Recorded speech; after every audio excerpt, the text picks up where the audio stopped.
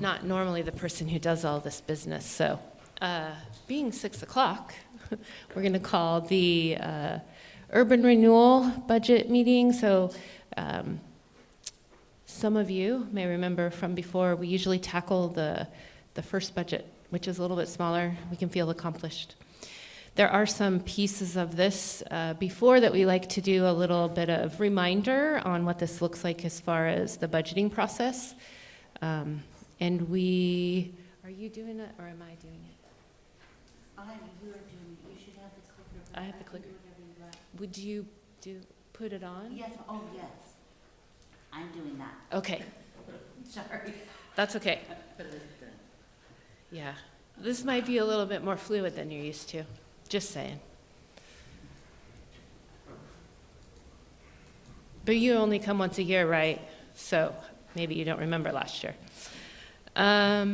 Okay, so just some general, and I tried to shorten this because I figured we don't have anyone in attendance that wouldn't have already have seen this in the past. So just a quick overview, and I'm gonna hope this works.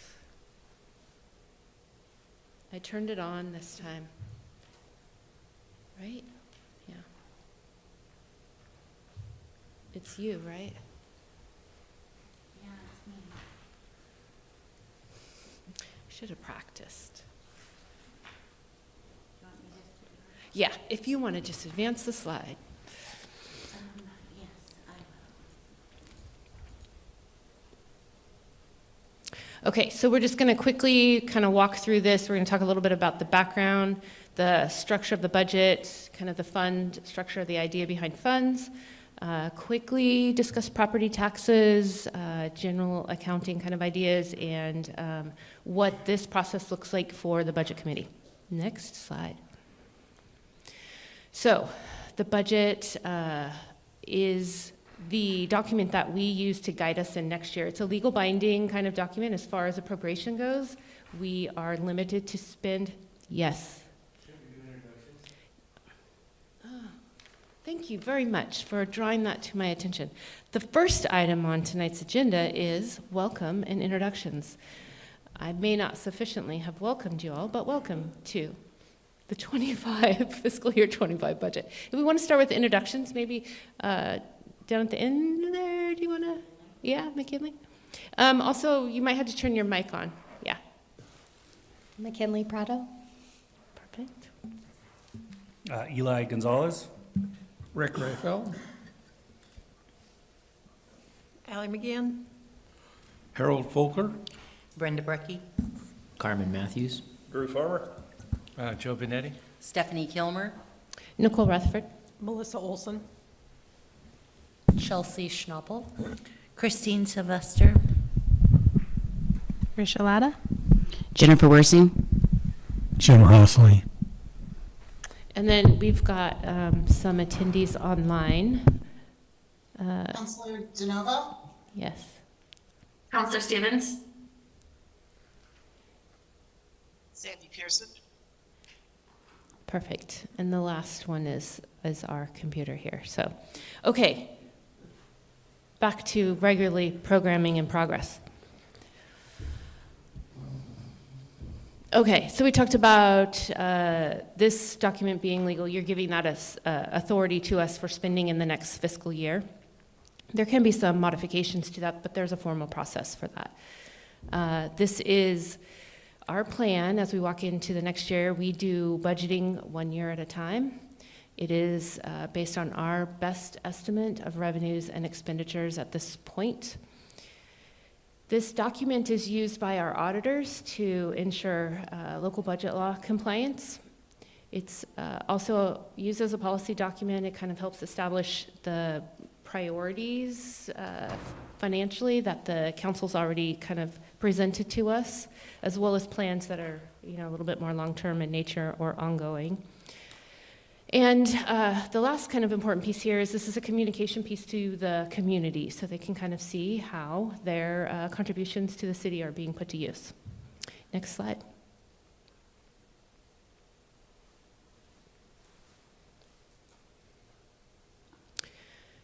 So we have a law that actually requires certain processes and tells us what that looks like, and that's one of the state statutes. It gives us the procedures. It talks to us about programs and policies. It speaks to that ability for us to produce this budget using estimations and what some best practices look like. It gives controls over expenditures, reminding us these are public funds. And then the whole process really encourages citizen involvement, which is unfortunately not the norm. So, though we do publicly put this out there and encourage some participation, it's noticed. So, next slide. And this is super small, but so we're kind of just going to give you a general process. So. This is a long time in the making internally. The budget officer, which has traditionally been the city manager, and I did not get that updated, apologies. We do not have an assistant city manager at this point. The finance director and then all of the department heads and staff work together to prepare what you are looking at tonight, which is the proposed budget. After what potentially may be, at least for urban renewal tonight, we'll move this budget to the next step, which is to the approved point. This body, we're asking you to approve, potentially with modifications, the budget. And then it will go before the city council, which is usually at the first meeting in June. And they are tasked with adopting the budget amongst a few other things. And then that becomes our legally binding document. It is submitted to the county as part of their process in reporting to the state of Oregon. So next, this process also is what gives us the authority to levy taxes. So the budget committee is prescribed. It needs to be an equal number of council and citizens. And so we have a 14-member budget committee. Your job is to hear the budget message. We hold a public meeting, which is not apparent, but what we are doing tonight. Listen to and consider any public comments. Review what you've been presented as the proposed budget. You do have an opportunity to make revisions to that if you see there's reason to do so. Approve the budget, and then you will be asked specifically for both the city and the Urban Renewal Agency to approve the tax rates. That could either be a permanent rate, that can be a GO bond, a general obligation bond. In Urban Renewal instance, we're gonna ask you to consider a special levy, which we've done historically. Next, and I guess kind of, I hope your role here, you understand and have opportunity to ask questions. I had a little bit of conversation earlier before the meeting started, and I would encourage you to ask your questions, even if they seem maybe not helpful for the process, but it may encourage someone else to ask a question, which is important. So we are open to hearing all of those questions. So both the city and the urban renewal are organized by funds. And so for funds, it's essentially just a self-balancing set of accounts. And I kind of, just for ease, I like to think of them as like they're just little mini businesses. They're all independent. They may share some money back and forth, but each fund has to balance. It will have their own revenues and expenses in there, and it can have different structure to it. But all resources and expenditures must be included in this budget, and of course it has a balance. We have to have an equal amount of resources and expenditures. And we're doing all of this work in good faith, to our best knowledge at the current point in time. Yes? I know that during the year you occasionally get grants that you don't know about. So what's the process for then budgeting and allocating that? Yeah, that is a great question. So unless we are pretty confident we're going to get a grant, and we do have those ones that we're hopeful or weren't even aware of, those can happen in the middle of the year. And essentially what we do is come back to the council with a resolution and ask this is the grant that we received. Here's the way in which it's intended to be spent. Will you give us that appropriation authority? And that resolution will then allow us to make an adjustment, and we do that in our software. That's a document then that the auditors use to confirm the difference between what you have approved as a budget committee and what we end up with by the end of the year. Okay, I think that's that page. Again, really super small. This is just a picture kind of showing that revenues equal expenditures. Next. And then these are the types of funds. The general fund, which is really like the operational fund for the city. There are enterprise funds. Examples for that are water quality and building codes. Those are funds that should be self-sustaining. Whatever their cost of doing business need to be wrapped into their user fees or in the building codes, the permit fees. There's special revenue funds, and those are generally things that require some separation from like a general fund. There is some stipulation that says these should be accounted for separately. We'll talk about this a little bit later, but like last year, we have made some changes to the budget to, well, at least what I believe, will make it easier to work with, both for your benefit and ours as users of that document throughout the year. And so there's going to be some names you're maybe not remembering from last year. One of them is the transportation fund. That historically has been known as the state gas tax fund, which is squishy. So we're just going to name it what it is. So that's a special revenue fund. We're getting a specific purpose revenue. We're using it for a specific purpose at the city. The library, another example, has its own fund, special revenue. Then there are capital improvement funds. Those are generally something where all of our larger projects are handled. That can be year over year a savings account intended for a future purchase. There are debt service funds. Debt service funds have some different requirements as far as the structure of that fund.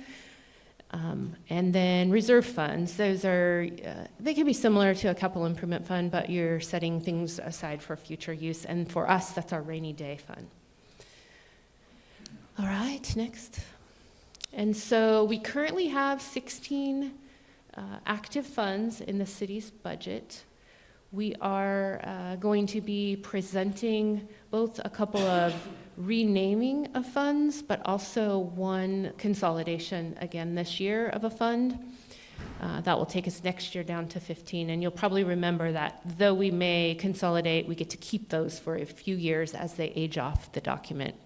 So you can see there the different funds that are under operating are one debt service fund, and these are city related, capital improvement, and then the different reserve funds that we have. Next. So funds are have a pretty standard structure. They again include both resources and expenditures. And expenditures are generally within one of these categories: personal services, which is the cost of the people who are doing the work here at the city. Materials and services are kind of the goods and supplies that we need to do that work. Capital outlay are our long-lived assets, our larger purchased kind of items. Debt service is exactly what that says. We're repayment of debt. We are allowed to do transfers between funds. There are some requirements which you cannot transfer between a fund because the type of revenue it is, you're not able to do that, but for general purpose, you have transferability. Contingency is intended to be kind of like the extra amount that is either available for uncertainties in the year or, better fiscal practice would be for carryover into the next year. Reserved is, so contingent can be used throughout the year if necessary. Reserved cannot be used at all. Once we put it in there, it's there until the following budget year. And that is the same for unappropriated. Reserve generally is related to debt. There are debt covenants that require some reserved future payments be set aside. Unappropriated can just be an acknowledgement that we are not appropriating this and it is carryover into next year. Really super small, that's supposed to tell you that's personal services and then materials and services all together there. Next page. Just a continuation, that's debt, really small transfers, contingency, and unappropriated there. So you can kind of just see the layout. That is in the general fund. You'll see in your budget document. And then kind of the structure of the document that we put together. That's a prescribed format. It comes from the state of Oregon, part of ORS. We are required to present the last two most current audited amounts, so those should tie to our audits. We then have to present the current year, so fiscal year 24's current adopted budget, and that is with any budget changes throughout the year. That is where we actually stand currently. And then we're starting tonight. What you see tonight is that proposed first column. That's what you're looking at. We're hoping to move that into the committee approved for the presentation to council, and then council, once adopted, will create that third column, which finalizes the budget process. For Yeah. me, there's no column that shows us where we are to date with this year's adopted budget. Thank you. That is a great question, and that was actually posed earlier before the meeting. And this is a good point because there was concern about asking that question, and it's obvious that that's something that might be helpful to others. So we can certainly modify what is here, and that's actually a pretty easy thing to do. You have to know. We'd have to pick a point, and so, for example, today, probably the best way, as far as when we sent that out, it would be as of March, that kind of thing. That's an easy fix, an easy addition, and can just come from guidance from this group. That would be helpful for me to know how you're actually spending this year. Yeah, absolutely. We know actuals, but we do not know. We have the actuals, but we don't know what the proposed were for the actuals, right? So there's nothing that shows you both. Yeah, we can actually do that. Yeah, absolutely. So, I would suggest we'd put that over in that, that kind of far column there. So you're looking at what was adopted for budget and where we are currently, and identify that period. And as I was kind of sharing, it does seem like a big lift because, these are pretty big documents, but we have some pretty easy capacity within our software with the connection to Excel. So it's just formulas in there, and it will go grab the data for us. So that's not a big ask, for sure. Okay, that just kind of shows that format just visually there. And then this is just kind of where we are at and where we will go by the end of this budget process. So property taxes. So there are three types of property taxes in the state of Oregon. The permanent rate levy, which were established, Measure 5, Measure 50, I always forget which one it is. But all governments at that point in time had to determine what it was that it took for them to run their city, and that became your permanent rate. There are general obligation bond levies. Our fire station was constructed under a general obligation bond. It's scheduled to be paid off in 28, so it's just right there. We can see it. And then a local option levy. There are two options within a local option. You can do kind of an operating levy, which is a 5-year levy. I think we're hearing about that a little bit right now with Coos County. They're looking at that option for the jail levy. And then there's actually a 10-year option, which is intended to be used for some sort of capital kind of acquisition. The general obligation and the local option both go out to the voters. In order to implement those, they have to go out to the voters. The permanent rate already being established, that's what we can tax under. For the city, we only use the first two options. Under urban renewal, there is another piece of the puzzle, and that's a special levy, and we do take advantage of that. So we use both the permanent and the serial levy there.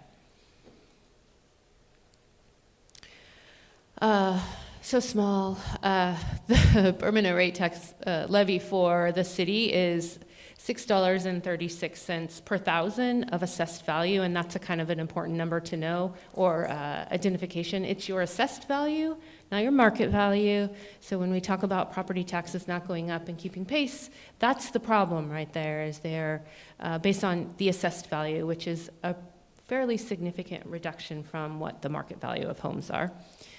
We are estimating property taxes for fiscal year 25 at a little over $7 million. This is what funds the general fund, essentially. There's a lot in the general fund. That $7 million is about almost $3 million short of covering police and fire. So it takes a little bit of effort to find other revenue sources to make the general fund balance. General obligation bond levy in May of 2008, that's when the fire station bond was passed. That was for $6.9 million for the construction and purchasing of some equipment for the fire station on Elrod. We are estimating almost $550,000 revenue coming in on that, and we actually levy based on the payment that we need to make in the current year. So we try to estimate the amount of uncollectibles that might trickle in beyond, so that we make sure we have enough to cover that levy payment. And then, just as a reminder, we refinanced that, which ended up saving a little over $800,000 over the life of that bond. We just did that a few years ago. So, and that was just because the interest rates hit that all-time low that we all were just like, wow. Didn't last long though.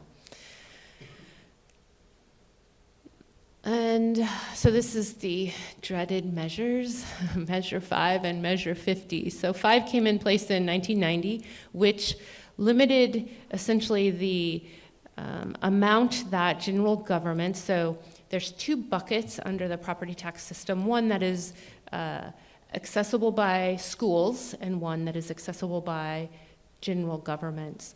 The school bucket is $5, the general government is $10. So all the taxing districts that are general government share that $10. So we're using, of that $10, $6.36. Everybody else in that bucket gets the balance of what's there. The challenge is when we go past that $10, if there's another district that adds in, it can be a local option. General obligation bonds are set aside, but if we go over that $10, we go into what's called compression. Everybody loses a little bit then in order to get us back under that $10. Measure 50, which is passed in 87, that's where we got that, and that's actually a typo. That's where we got the assessed value cannot increase greater than 3% a year. So, it's a benefit to a homeowner. They know their property taxes shouldn't go up more than 3% a year. That doesn't speak to new construction, any of those things, just what's on the books. It has a limit of going up no more than 3%. That could also be different if you did a major remodel and the assessors came in to look at the valuation. So Measure 50 says only 3%, so does it go 3% all the time? In the last 3 years or 4 years? So it does go up 3%, but it's a very challenging number to throw a dart at because you have to factor in new stuff, construction. There's uncollectibles in there. So yes, not flat, 3%. So I thought that we didn't go up 3% every year because we tied to CPI. So there's some years that we only went 1.5%. there is historically, yeah. So if you were to look, you're supposed to be able to, but yes, it's a complicated model. That's the other piece. Like the average Joe's not going to be able to figure that out. Sorry, not this average Joe. So the basis of accounting, we have to disclose which basis of accounting we are presenting this budget in, so those who are informed about that might be able to glean some tidbit of information. We actually use the modified accrual basis, so that just means that we have the opportunity to acknowledge revenues that we might receive that are outside of what our fiscal year end is, but they are close enough to that fiscal year end that they may be used to pay that fiscal year's expenses. So what we consider that period is 60 days following year end, our year end being June 30.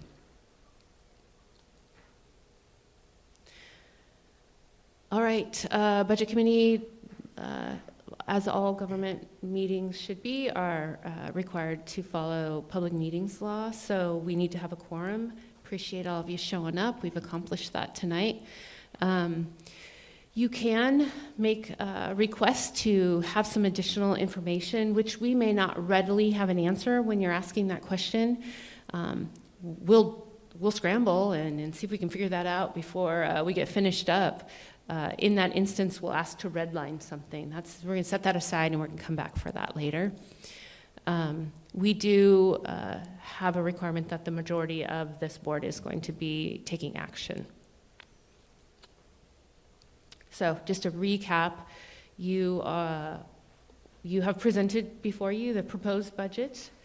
You are going to hopefully come to a conclusion to bring us to that approved budget process, and poorly selected red is going to land us in an adopted process with the council meeting.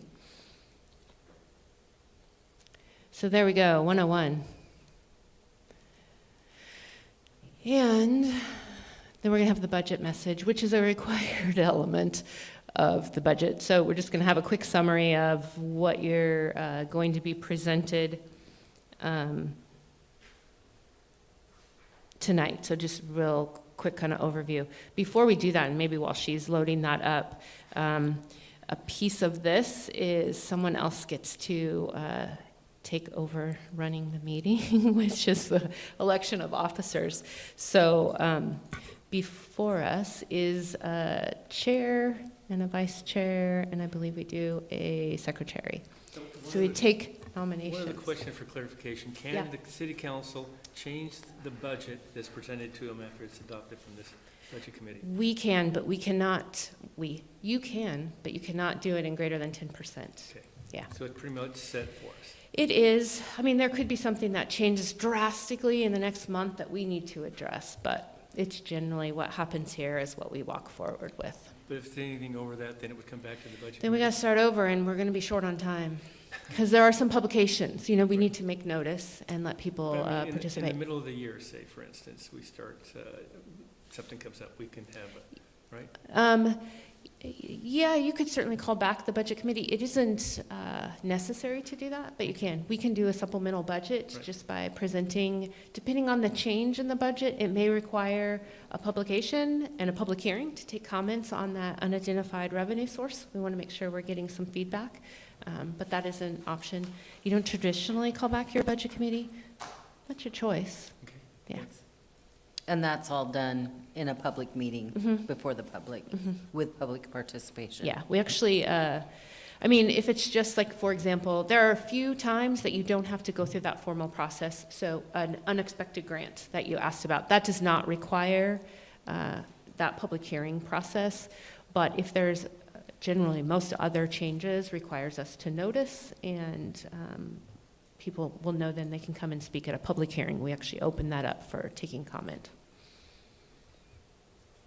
So I'm hoping someone will desire to make a motion for our chair. I move we approve Drew Farmer as chair. And do we have a second? Thank you. Any questions, comments? No? Okay, so I'll call for the question. All those in favor? Aye. All those opposed? Looks like Drew's going to get to take the meeting. And then it seems a little bit overkill, a vice chair. If for whatever reason Drew's unable to carry on the roles of chair during this meeting, we would need someone to step in. Like, take a motion for someone to fill the role of a vice chair. I'll move to elect Stephanie Kilmer as vice chair. Second, in the event my sandwich was toxic. Any comments, questions? None? All right. Then I'll call for the question. All those in favor? Aye. Aye. All those opposed? All right, motion passes. And then we have one last little piece. It sounds scary. Secretary usually means you're taking minutes, but that's not necessary. So I'd ask for a motion for someone for secretary. Okay, Motion made. Do you have a second? Okay, thank you. Any comments or questions? None? All right, then I'll call for the question. All those in favor? Aye. Aye. Opposed? Motion passes. Okay, so we have our officers in place. We could start the budget message, and then we can hand that over to Drew once we get through this. I did shorten this as well. I know it still feels like it was super long, even though I did shorten it, but and it feels like we were just talking. So I guess next page. That's okay. It's just a PDF, so it's just down. Yeah. So just a quick overview of what urban renewal is. It is established to essentially remove blight, those areas that are identified as underdeveloped or not developed. And it is used as an economic kind of driver in the community. So we kind of look at it as a way to get some things done that would not happen otherwise. Oh, very small. So for urban renewal, it works on property taxes just like everything else is. Essentially what happens when a community determines that there is an area that needs some special attention, and urban renewal would be an effective way to address that. You establish an urban renewal district, and that's a public process and requires you to develop a plan. At that point of establishing that, the property taxes within that district are frozen. And over the years, as those increases are what comes into that urban renewal bucket, and that is what funds the projects. What that causes is all of the overlapping taxing districts continue to receive their taxes that were frozen at the point in time. They're just not receiving that incremental revenues that were coming in. They weren't getting it but for urban renewal, so it isn't truly a loss to them at this point. And generally, urban renewals do sunset, and at that point, those taxes would then be divided up and sent to the districts. So this is just a really clumsy way of, which we've always used, just need to maybe rethink it, but kind of explaining the elements that are there. We kind of talked about already, permanent rates, geo bonds, local options.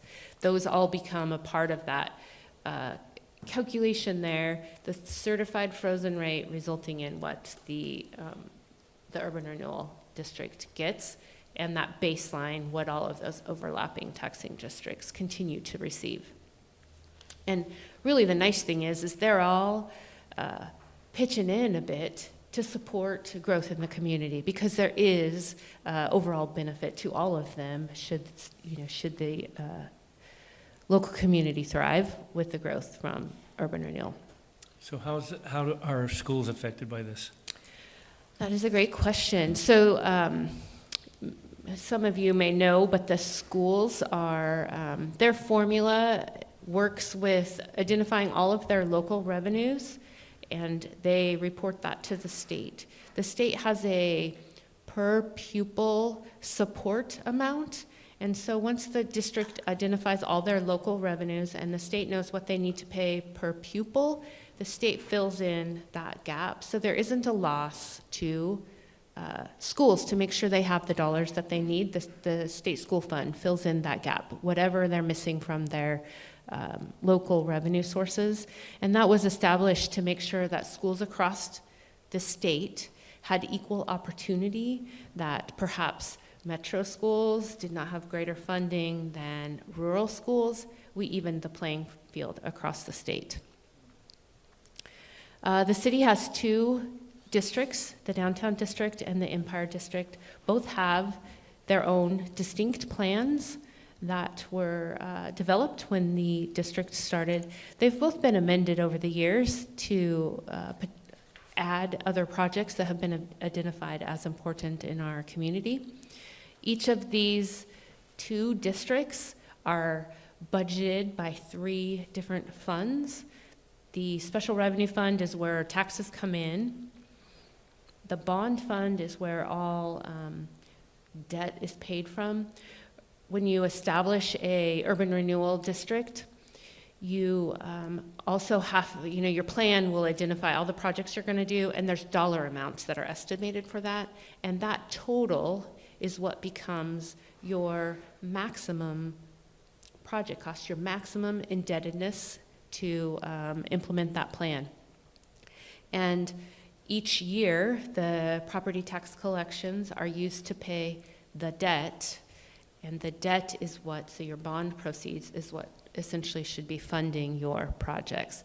So you have a timeline usually, or a maximum indebtedness that gives us what the life of a urban renewal district is.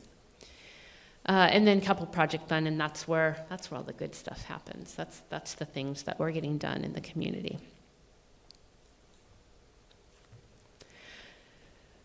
So each district has their own plans, and they have projects identified in there, and these are kind of some general guidelines as far as how urban renewal should be used. It can be used to acquire property. And generally, you'd want to do that when you're looking at redeveloping something. It can be used in that acquisition process. If you needed to acquire and relocate folks, you can use it for relocation. It can be used for public improvements, that's streets, streetscapes, public utilities, site improvements for public buildings, parks, parking facilities. Last year, you may remember that we talked with you about a dispatch center upgrade. We're happy to announce that's finished, and amazing space for the folks who run that center for not just our community, but the other communities that they support. And then it can also be used for private property capital improvements, and that specifically for us has been facade, or what we now call building improvements. So it's a way that we can encourage property owners in those two districts to kind of bring their property up to a little bit nicer of view. And it's beyond generally paint. We want it to be something a little bit more long-term. It can include things like stucco and things like that if there's some more serious kind of, but we're generally looking for something a little bit more intensive, right, for the face of that building to really add value to the district. The goal would be things that we're adding value to increase that property tax value. I mean, that's what we're hoping for. So during the course of the year, you have sent us requests for projects, right? I mean, people are requesting their building to be upgraded, right? Yes. Those forms tell me nothing. I do not find them useful at all. I mean, I look at it and you ask, do you agree with this? And there's nothing to disagree or agree with for me when I look at it.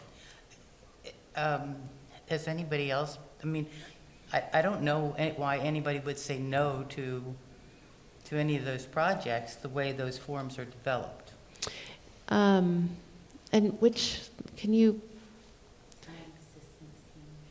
Okay, that's helping clarify. So you're talking about design assistance teamwork? I'm talking about what? Are you on the city's design assistance team? No? No, but during the last year, I was sent a couple of different projects, and we were asked to approve them for the urban renewal. But there was nothing much in those I mean, there was nothing really to judge. There was no way to determine whether or not it was a valid Okay. for me. I think we preliminary.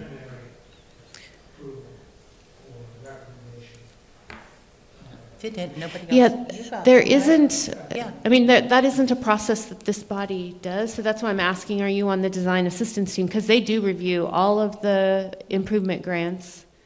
Mm-hmm. What capacity are you receiving it in? I'm getting it in an email from, as a budget committee member, or did everybody else? Everybody else got them too, I'm not the only one. I received them, and the only connection I had. Can they make sure their mics are on? Yeah, me too. Yeah. Okay, that's a great question. So, I mean, Are It isn't- your mics on? Okay, make sure your mics are on and that they're close enough, because there's people online that can't hear you. Yeah. I mean, generally, that isn't the role of this body, so, yeah, that's interesting. I mean, I've read them, I look at them, and I say, well, I don't see anything that I disapprove of. Yeah. And that's about all I can comment on. Yeah, that's fair.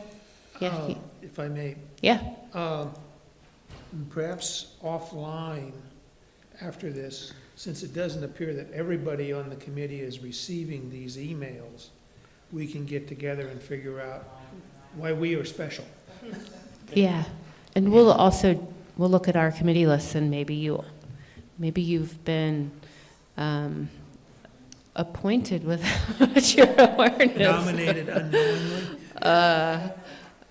That's fine, I just, Yeah, I mean, I think what you get if you're looking at the design, if the design assistance team, they are getting a very preliminary document just that says, is this even going to fit the design standards in the area? Yeah, it's very basic. It's just a quick glance to say, yes, this meets the design standards, and then that piece of work is done and it goes through something else. So it's not quite, or it's not this process. So yeah, we probably it made should. it feel like it was this process, and then I'm thinking, if I'm on the budget committee, I don't have enough Yeah. information to say yay or nay to this. Yeah. So, this is a great conversation. Yeah, let's catch up. Okay, I think maybe we covered that page.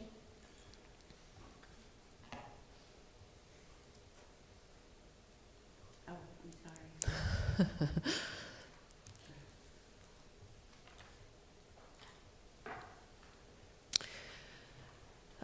And then just some additional expenses is operational expenses. So the Urban Renewal Agency, as it currently stands as a whole, doesn't have their own administration, planning, legal, financial services. That's all handled by city staff. And so those are operational expenses that the urban renewal pays for to the general fund to cover those costs. There's actually a division within the general fund for this effort here.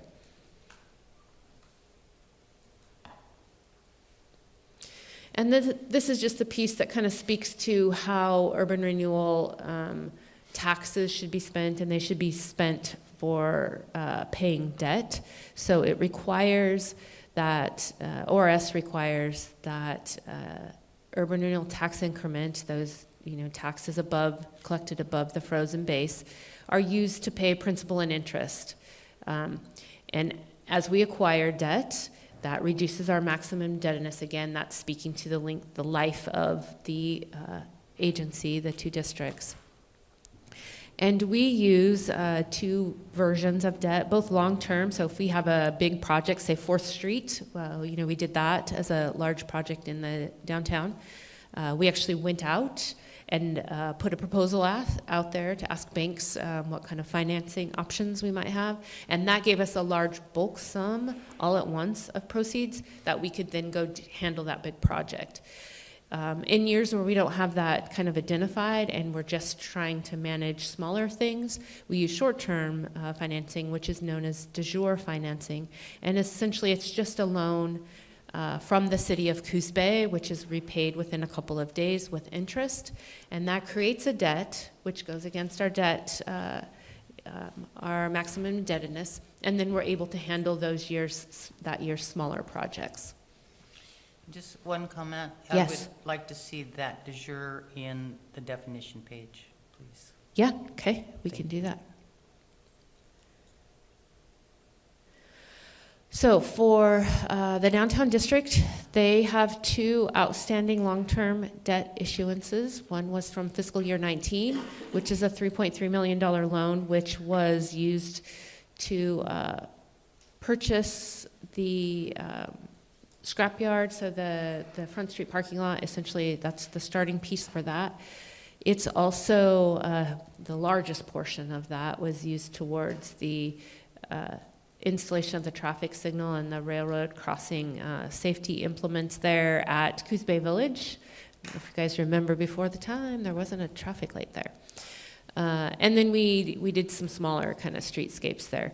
We actually refinanced this. 21 was a great year for interest, so we also refinanced this debt issuances here, and we saved about a little over 400,000, and that reduced the maturity. Another one that will expire in 2028. And then in fiscal year 20, we did 4th Street. That was a $3.4 million loan. Essentially, that was the project we did with that. That's set to mature in 2029. And in the Empire District, their debt is a little bit older. In 18, we secured $1.45 million for purchasing the property on Ocean Boulevard, which was adjacent to the Dodge dealership out there. And our initial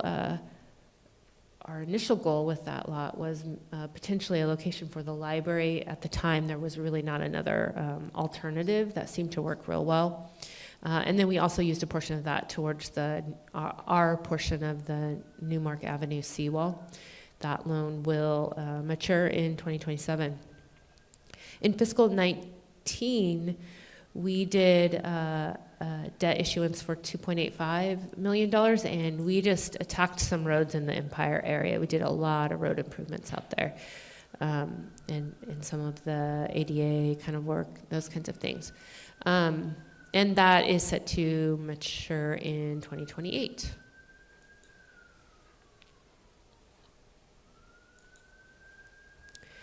So I see I forgot a date up there. That should say fiscal year 24 proposed projects. So there is about $3.8 million available in the downtown district, and we're kind of presenting some proposed expenses. You may remember we've been working through the Front Street blueprint in prior years, have that work still kind of continuing.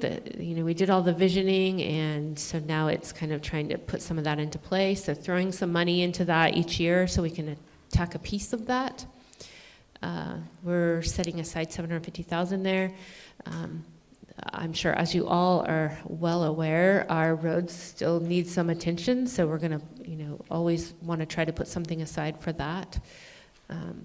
That is, may seem outside of what you would consider economic development, but believe me, having nice roads is a piece of that puzzle that's important. We are trying to also add sidewalk improvements in there. We've got a lot of sidewalks in the downtown that have a little bit more movement than we're happy with, so trying to touch those. We also had some discussions, I believe last year, it might have been the year before, if we can start thinking about ways to set aside dollars each year to handle boardwalk improvements. And so we've been doing that. I think we have a plan either in progress or finished up on how we might, what kind of projects we should be doing there. And then the improvement program, which is what used to be the facade program, because it's beyond just the front face, we changed that name to improvement, so we are still setting aside some dollars there.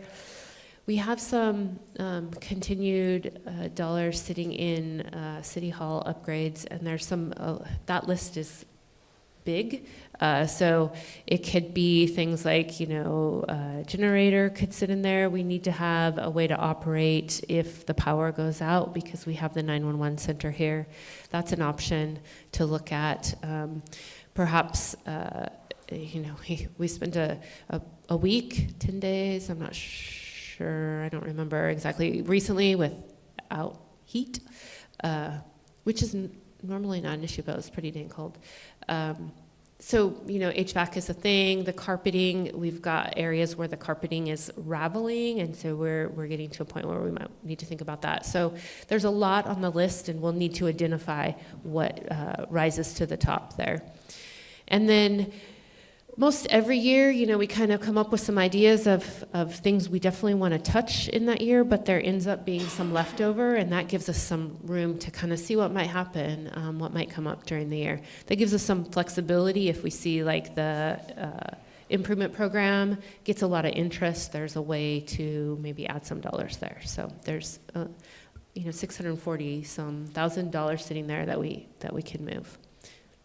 Some of these figures seem kind of low for the improvements, and is it possible that some of that capital projects yet to be determined could go into those? Could go, for sure. Okay. And is that business improvement program, is that about what we normally allocate for that, or is it low? So we had a couple years that we brought that way up. I think we brought it even up to 750 for a couple years, and we had some bid projects, but we never touched that. And so when you think about all the things, we kind of brought that back to where we were seeing it trending. Again, it's, you do have a bucket. You can, put some more in there if we see that happening, and that can happen in the year organically as it comes up. I wouldn't like, I know this is probably not the place, but I'd love to have some input into the Boardwalk budget, because I walk it regularly, and it is, to me, this is one of the very first things so many visitors see, and it's not healthy down there. It's not very nice. And there are some things that are underway, but yeah, if we were to go down there and do all the things we'd love to do, it's going to probably exceed a year. And, so there's always the opportunity that we could look at a big project and go out and look for financing. We could look for grants for sure.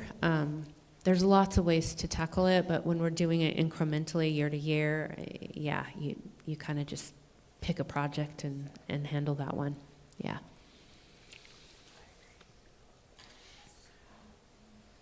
And then in the Empire District, we have a little over $2 million out there. Similar kinds of things. We're looking at street improvements out there. We are still working on the roundabout through the design process. That's going to be there at the end of Newmark Avenue and Empire Boulevard.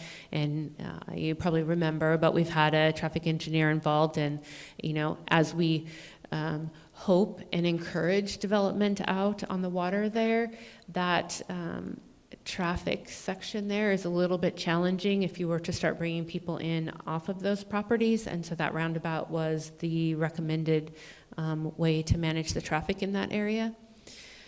You may remember that we were donated a lot at Newmark and Wall. It was the old Franco gas station.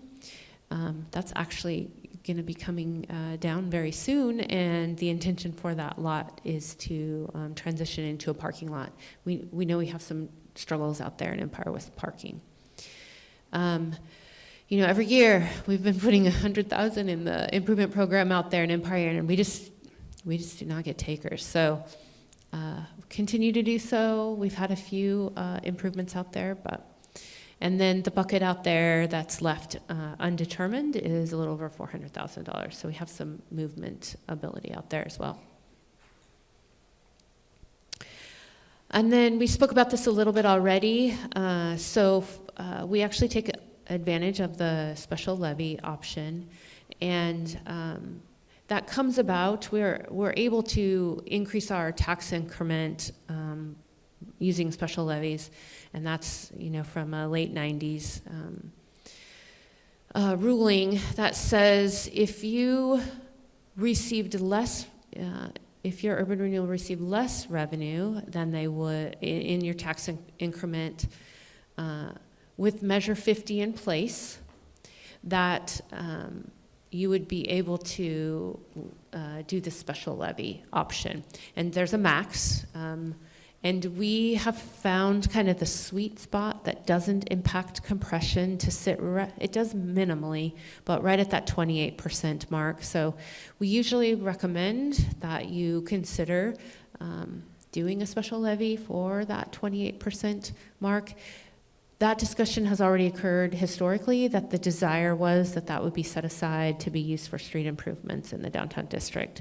That is what we do with that. There are the outstanding 4th Street loan, so we can use those dollars coming in for that debt service repayment, which would then free up other dollars then for other projects. So we have presented to you the same 28% for the special levy. In the past, haven't we used a special levy for streets? Yes, did I not say that? Well, I don't know if you did, maybe. Okay. Okay, Well, I might have said sidewalks maybe check in my.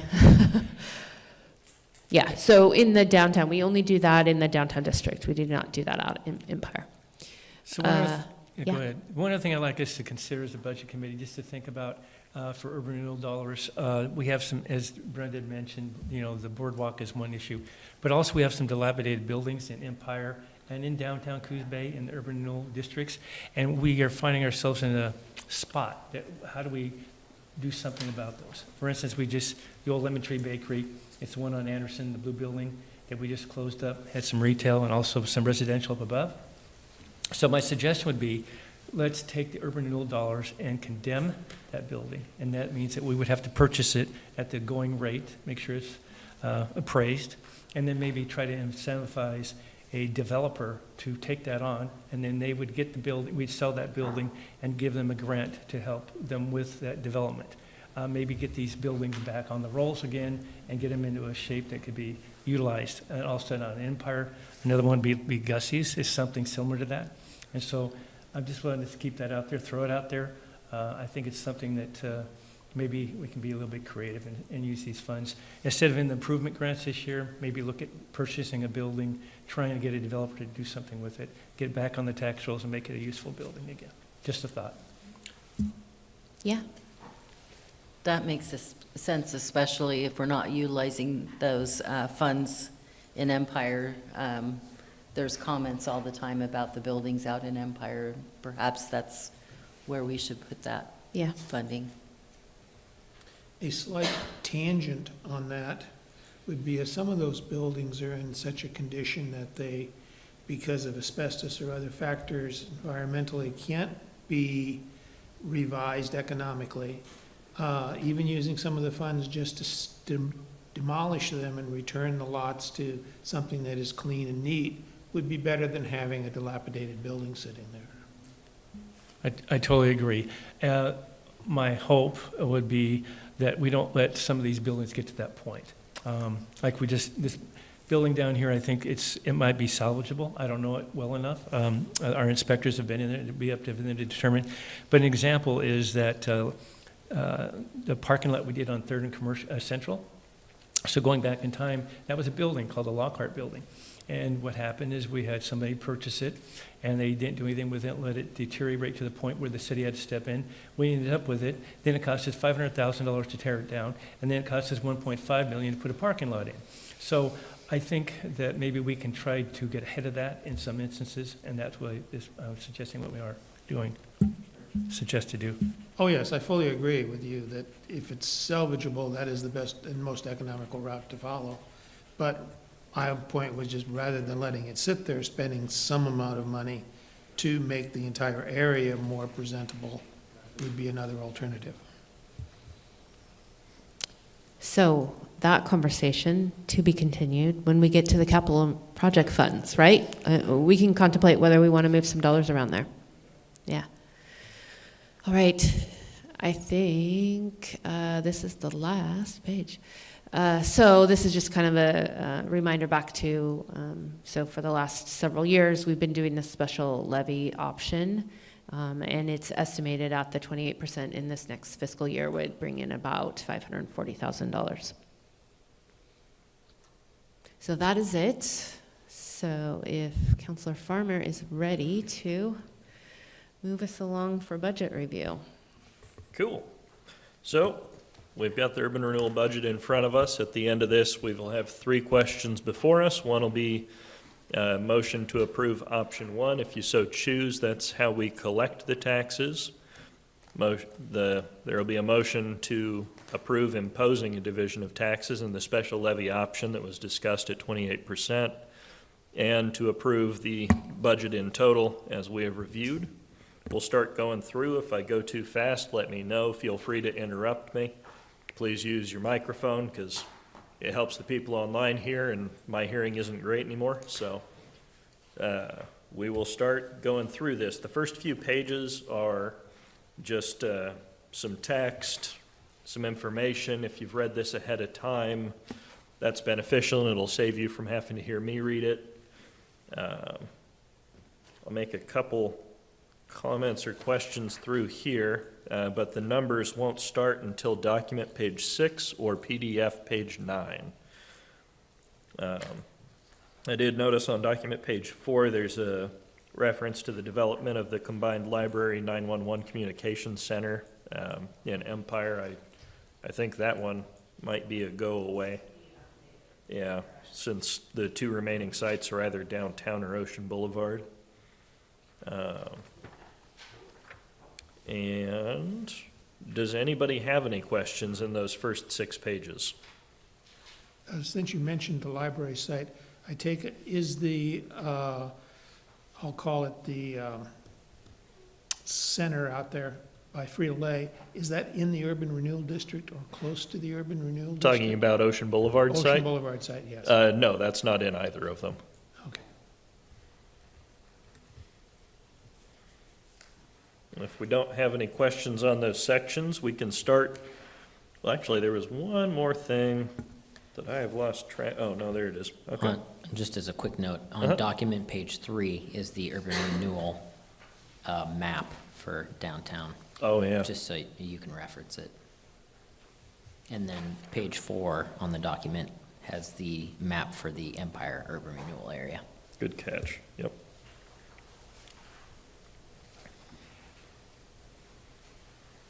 So page 6 is looking at excess values.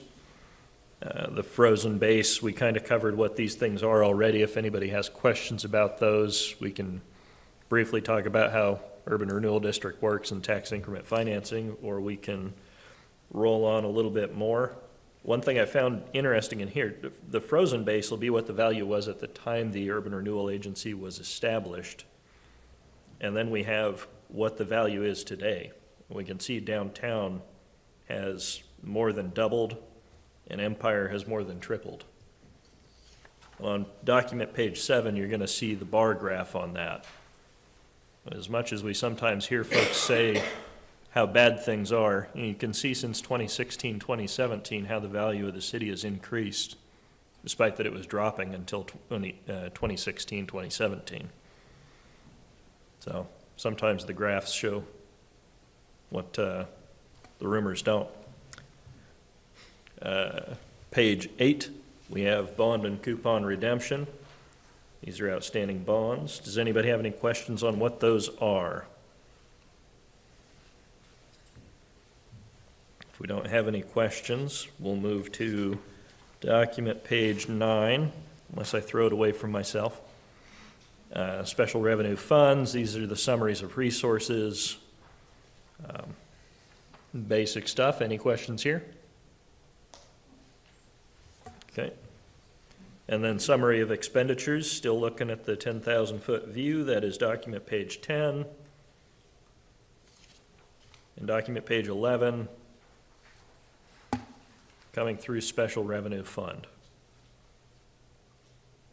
I was curious what special levy delinquent was on document page 11. It's, when you're referencing the accounts, there's a number next to it. If you can say what the last 7 are, it helps. So this would be 310-0700.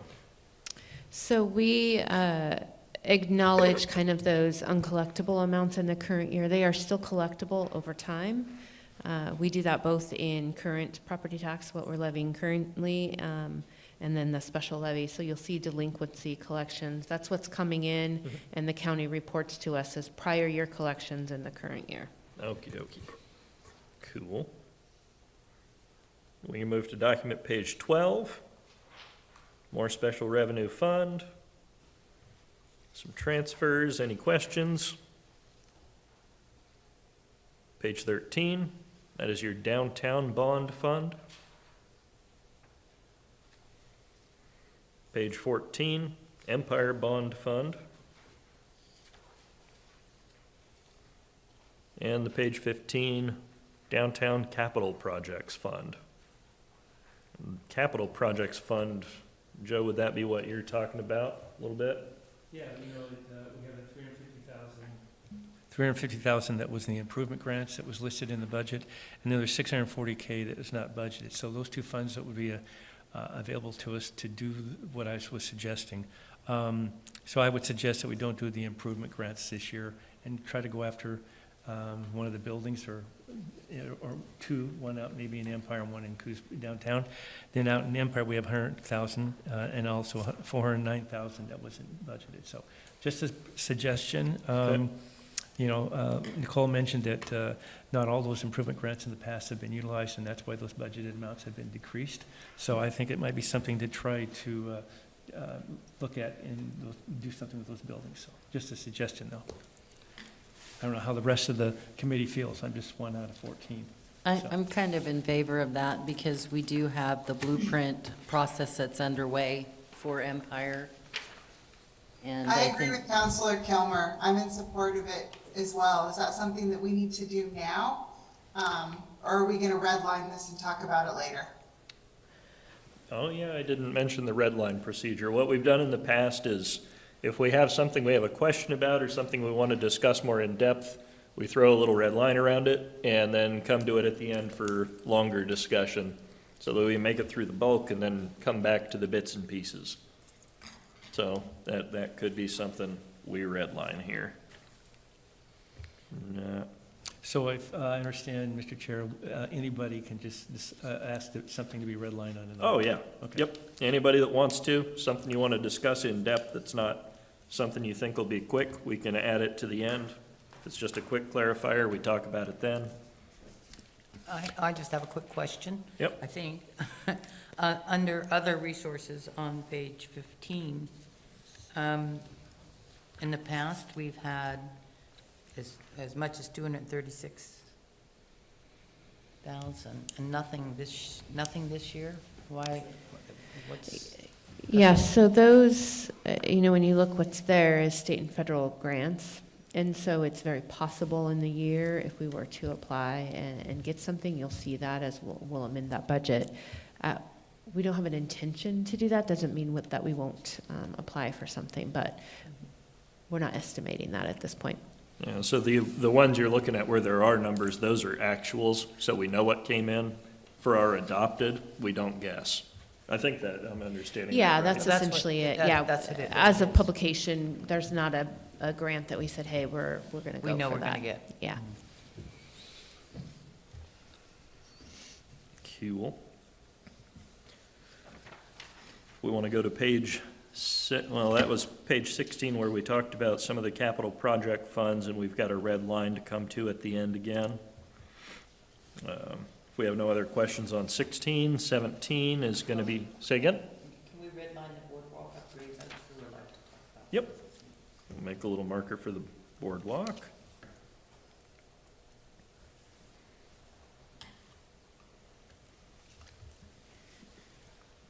Any other ones? Cool. Page 17, this is the capital projects fund in Empire. Let's see. Yep. Moving along. 18, capital projects fund in Empire. That might be another one where we come back to, Yeah, so Mr. Chair, Yeah. maybe we should just redline, go back to, I apologize, going back to 16, right? Yeah. That what it is. So the 350,000, which would be an improvement program, would be redlined. That's one of the ones I suggested. Mhm. And then the unfunded balance, what number was that? Nicole? 3123. So, and then redline that also. Oh, yeah, there it is, 640, 531. Yep. And redline that. And then in the other Empire, we would do the same thing in those areas. Improvement program, 100,000, and then unfunded amount, which was 409. okay. We got those ones. Thanks. Anybody with other bits in here? Just a quick question. The Yep. 400,000 under 3139, the library site prep, that is in hold somewhere in a reserve or something? That was at the time we were still potentially sitting in Empire as a possibility. So when we were doing last year's budget, that there isn't a place we've identified in Empire for the library. In fact, the advisory vote has kind of narrowed that down to 2 locations, Right. not putting it into Empire. Right, I understand we're not putting, but where did it go? There was a 400,000 adopted. Yeah, so whatever it we didn't don't, get spent. whatever we don't spend in this year becomes part of the carryover balance, which is on page 17, estimated to start at 1.5. Okay. Yeah, So it just goes back into the fund, Brenda, is the best way to put it. right. Because it wasn't allocated or spent, so it just becomes part of the urban renewal. I just didn't want to lose the money for the Yeah. library. Yeah. Well- Well, it's unfortunately might get lost in Empire. Like, we won't be able to use it Right. here because it won't Got be it. located out Got there. it. Yeah, so we have to put it somewhere else. Yeah. Yeah, But we both could the use- money and the library. We could use downtown funds for it, right? Depends. Potentially, if it's in Potentially. the right, yeah, in the current location. You know, when we look at the advisory vote that's coming before Right. everybody this month, we've identified, the community has narrowed down the scope to the Ocean Boulevard site and downtown. So downtown is in the downtown urban renewal. But that would come out of the downtown urban renewal agency fund, not the Empire. Right, Right. right. Okay, we got, actually, that's gonna make this real quick. If nobody else has anything on page 18, things get very boring around page 19, because now we're looking at closed funds. Yeah, and they're only presented to meet that state statute, just that historical Yeah. reporting. So these are funds that at one time existed, and the numbers haven't rolled off for the duration, so you still see that those accounts once were, but they are not now. And then there's a note at the end about time-driven, activity-based costing. I just call it time-based accounting, but we'll probably end up saying something about that in the main city. So that brought us to the end of the Empire, or the urban renewal, the budget. So now we're looking at those 3 motions. If nobody has any further questions, or I'm sorry, I'm skipping over. We were going to come back to the red lines. That was my bad. So just for clarification, what I'm suggesting is using these funds, but I'm also suggesting that these buildings that we end up purchasing, that we also sell them back to the developer and take those funds and put them back in urban renewal. So the part that I'm suggesting that we do is we use an amount, whatever that may be, and I guess that would be up to the agency at the time, use some of those funds to incentivize them to fix it up. When it's done to the specifications that is determined, then the building and the property becomes theirs. But we also get the whatever we pay. Like if we paid, say, $200,000 for a building, we would want to get those funds back into the urban renewal to use for another building with hopefully the same intent. But whatever we incentivize would definitely go towards the building improvement. So your intention is not to have the city own the building, it's to get it back on the tax rolls? Own it for a short period of time. Make it I- pencil out better right. for a developer? Right, I don't think the city should be in owning property. We should give it to the developer and let the businesses do it. That's my feeling, doesn't mean that it's the only way to go, but that's what I would suggest, and what I'm suggesting with these funds. I really like the idea. I would suggest that we maybe do one and choose between Empire and downtown for the first go-round, see how it goes, and then go from there. We could, of course, I always want to, go quicker, but because we have facilities in both areas. In Empire right now, Gussie's facility that I mentioned is in a waiting period. I think we're waiting for a building permit to be issued, and then we have 180 days before anything can be done. But there's other properties out there where for instance, the cleaners were right across from Barry Athletic Club. That's sitting there and for quite a few years. I think it's something that was suggested. I would imagine that building would almost be better off torn down. But again, these are just speculations on my part.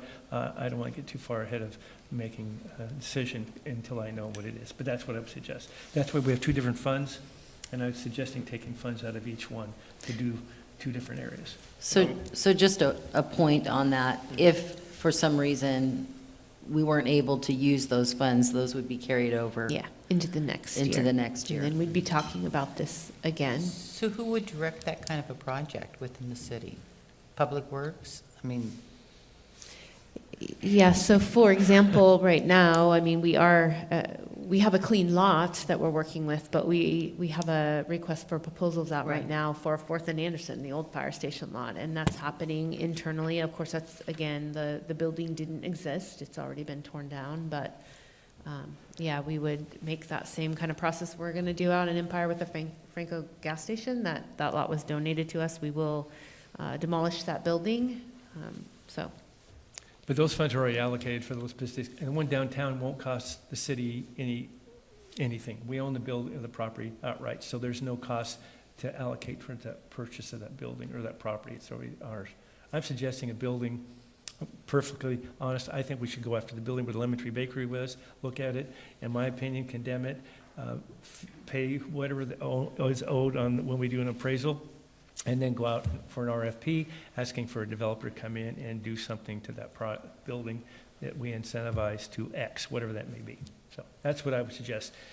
I'm not saying that we need to use all these funds, you know, Brenda mentioned that we needed some more money that she wants to suggest in the boardwalk. I'm totally supportive of that too, maybe another 100,000 or something, I don't know, but that's for Brenda to decide, so.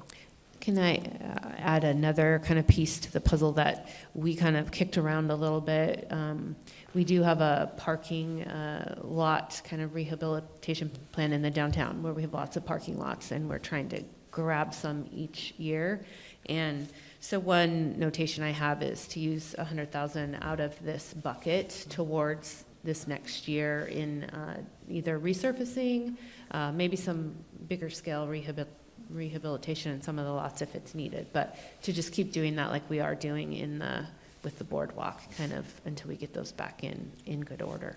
As the liaison to the Coos Bay Downtown Association, that has been a topic of conversation for merchants, getting some resurfacing and some striping done for, I want to say, almost a decade. So I think prioritizing that to improve our business district would be good. Yeah, and I mean, the lot there at Curtis with, you know, surface and striping is amazing. You can determine where it is you're supposed to park now, so, yeah. So that would just be an ask that you contemplate potentially, you know, using 100,000 of that towards parking lots. so what is your, I mean, do we need a proposal from Joe then on what to Well, allocate? I might chip in one thing real quick. Joe's idea of doing one in each district, I think, is a good idea based on downtown and Empire being somewhat different market demographics, I guess. I'm losing a word in there somewhere, but they are different market types. So only doing one and then assuming the other might not work might not be the healthiest, but doing one in each district to see what the outcome is could give us some further direction in the future. We have in here an urban renewal projects account 3123. Is that are we talking about that account, or are we talking about creating a new account specifically for this purpose? We're looking at drawing money out of 2415 and 3123, if I've understood correctly, for a total of about $1 million. Yeah, and I'm not sure that we need to do anything with 3123 because they're unbudgeted or not allocated. What I am suggesting that we take the improvement grant and put that towards the purchase of some facility. And then if we... 2415. Right. And then if those funds are needed for whatever reason, I'm sure they will be, then we would know that we could appropriate out of that fund. Am I correct? Yeah, you can certainly do that. If you guys have a desire for us to dedicate an amount, like, let's look at this at a $600,000 amount, you know. We're willing to get that far into the game of rehabbing a building. We'd probably, I mean, internally, we would want to make sure we're kind of following that guideline, because there's projects. We could do some projects. So, you know, we just want to make sure we're accounting for that and not spending it in a way that's, you know, maybe not quite what you were hoping for. So Mayor Benetti, can you clearly spell out the exact dollar amount from both of those accounts that you want to put it into so we can continue to move on with this conversation, since I think we all are in agreement that we want to do a project in Coos Bay and in Empire? Well, the only thing, I mean, the 408,000, the 2,000, what's 3123? Wait, is that it? No. Which one is the? 2415, I think. is 24, what you're looking at. yeah, 2415, I say we put towards building improvement, I guess. I don't know what else to put. Okay. And then the carryover, we just leave, 350,000. you know, I don't think we need to allocate the carryover because we don't know what amount we would need out of that. That's my take. But if this agency wants to allocate out of the 409,000 something specific, then I think that's fine too. Maybe we can contemplate, let's say, 750 in this building acquisition redevelopment, Sure. and keep 100 in this parking lots, and then whatever the balance is sits in that unallocated bucket. So we're talking downtown first then? Mhm. Okay, so that's fine, but I think I also, Brenda, I was gonna say your the boardwalk, boardwalk. right? I talked about the boardwalk last year, and I'm sure there's been a lot done there. I can't see it. I mean, it needs a lot of work. But some basic stuff would be watering plants, weed eating, power washing, and that's all labor. Yeah. We And can't use- and it's can't use it. really bad Yeah, down there. and that's not something we can Yeah, necessarily we hit can't do here, but. maintenance. Yeah, so, Services. we can't use it for labor. We can use it for infrastructure or maintenance. Well, there's plenty of Not infrastructure maintenance. Well, there and not even too. maintenance, we have to do improvements. Yeah. Capital projects. And it has to be Big at a thing. certain age. So the boardwalk now has reached that time, because we used our renewal funds years ago to build it. Now it's got to the point that we can use our renewal again. To rebuild Am I all correct? the Somebody- site. Yeah.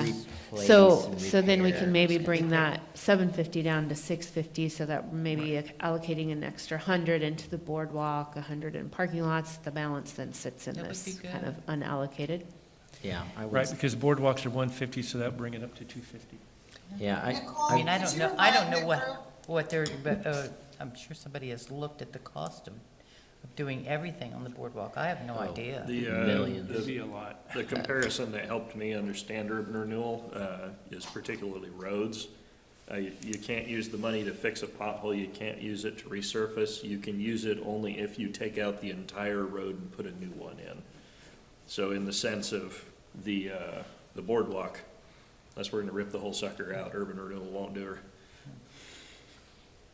Lucinda had something. Drew? I was just hoping, Yeah. Nicole, that you could remind the group to Brenda's point. Nicole gets to hear a lot about the boardwalk, Brenda, from specifically me and I know Mayor Benetti because we walk it a lot. The city has been successful in getting some grants. So Nicole, I don't know if you want to speak to that. That's to update signage, but I also thought there was some improvements to, there's an accessibility aspect of that as well. So I thought we were working on, some of that timber that's rotted. I thought that was happening this budget cycle. Can you give the council an update on that? Sure. So I want to say last fall, we applied for a Travel Oregon grant in order to do a couple things, but the first piece would be to kind of rehabilitate the interpretive signs that were down there on the boardwalk, kind of speak about, they're in the pavilion area, kind of round in there, speak about like the history of this area, industry and things like that.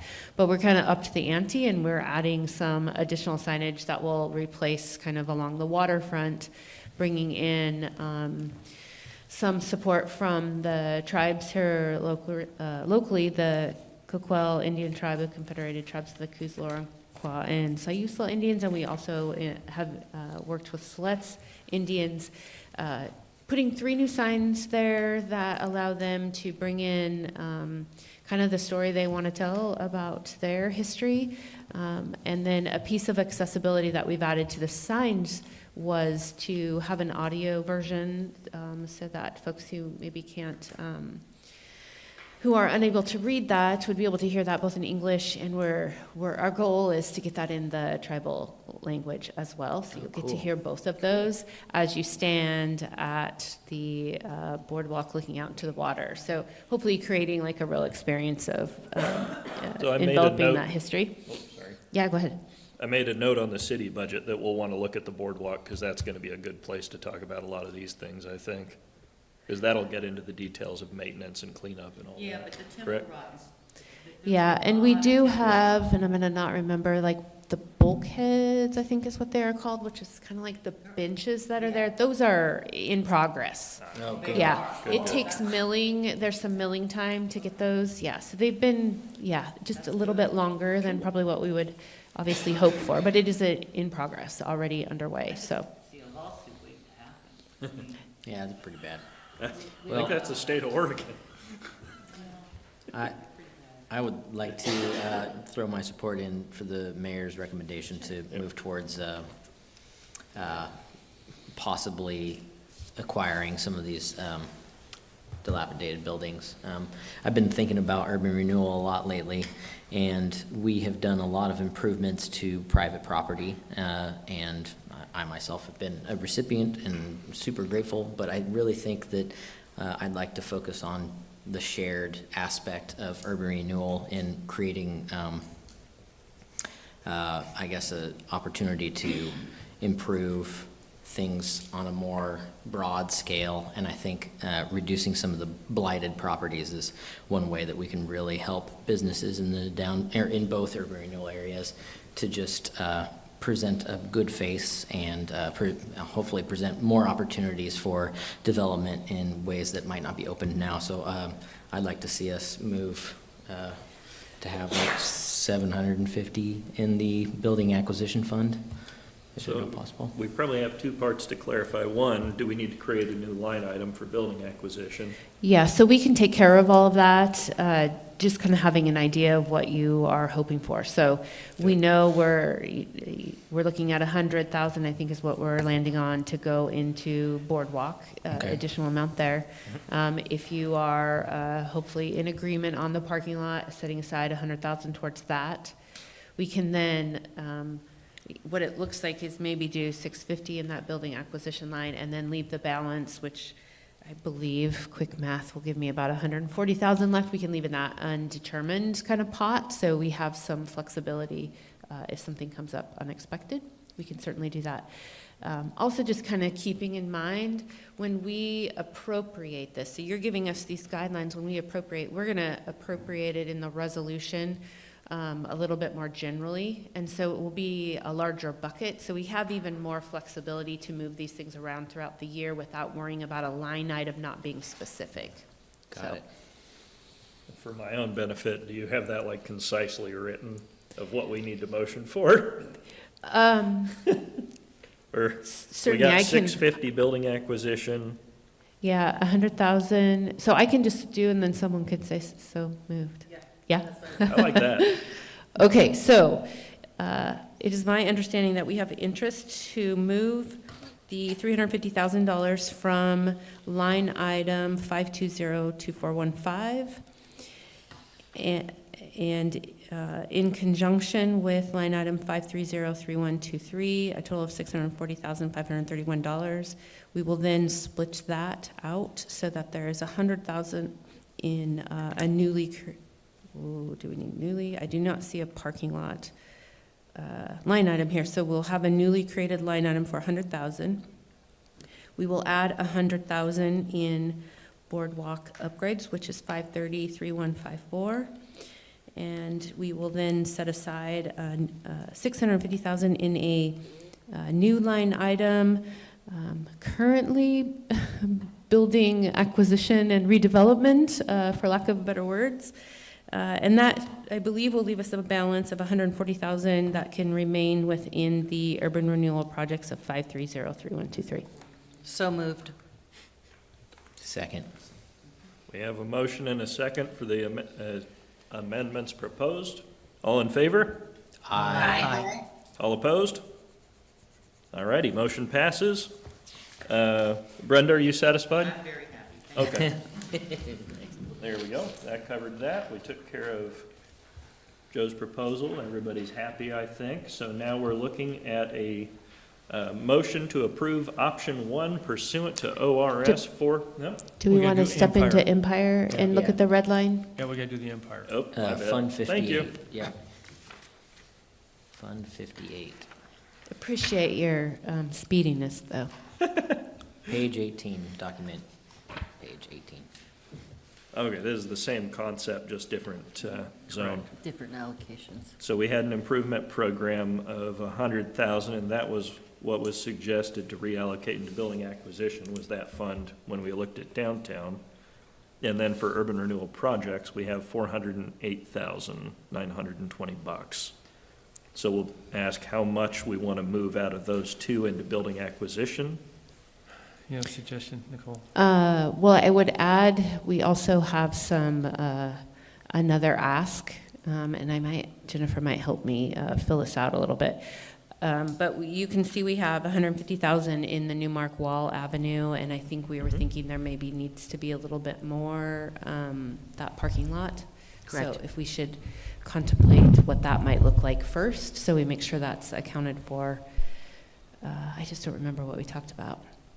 There's 150 in there now. Were we thinking? I think we said 250. Yeah, that's what I was thinking. Another 100, so that would then leave us. With 408,000, 408,000. Yeah, 920. yeah.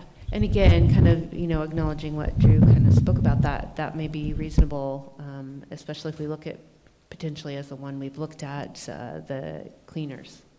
Location is a smaller building, that is potentially a possibility.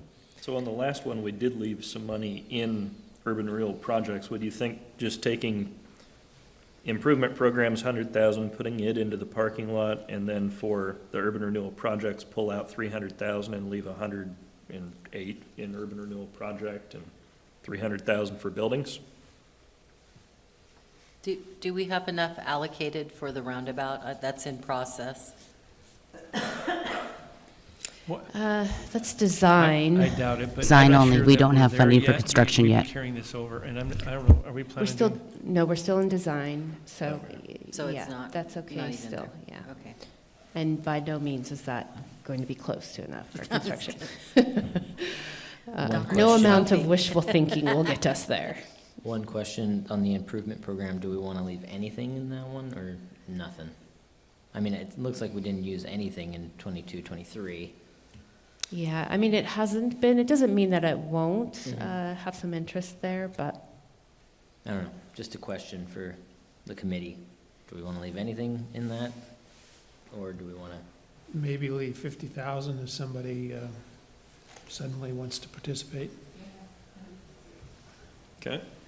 Does the increase that we made into the ability to allocate funds, does that just leave us one grant opportunity, or should we leave a little more for? do you mean at the Store down. 50,000? Yeah. I mean, that comes to the agency, so that could be one, it could be two, it could be four. It depends on depends what on the what the project is project and what's being asked for. Looks like But in remember, we 21, didn't put 22, anything in the we only downtown one. Yeah. spent 11,800, so I guess it I'm just fine depends on with size. 50, but Yeah. I'm always hopeful. Yeah, I me mean, too. the other piece to this, and whether or not we go one path or the other, but we are feeling very hopeful. We had some interviews over the last couple of days for our open economic revitalization position, with some really great candidates. So not giving them a tool like the improvement program might be, unfortunate in their first period, Yeah. but they will have this other avenue that maybe is more impactful to Yeah, kind I of think- encourage the redevelopment, so. So I think 50 is a good, Okay. midway point. So we're talking I about think leaving, given- sorry. Sorry, given the fact that, I think points that have already been made, we only spent almost 12K in the 21-22 budget, 50K, I agree with Stephanie, we should have something in there. But I would like to see the remainder of it go to building acquisition because I think that would be more impactful. So to circle back and clarify, we're talking about, we had 100,000 in the improvement program. Was that where we wanted to leave 50, or were we gutting that and moving it to the parking lot? No, we were going to leave 50, I Leave believe. 50, okay. And parking lot needs to get to 250.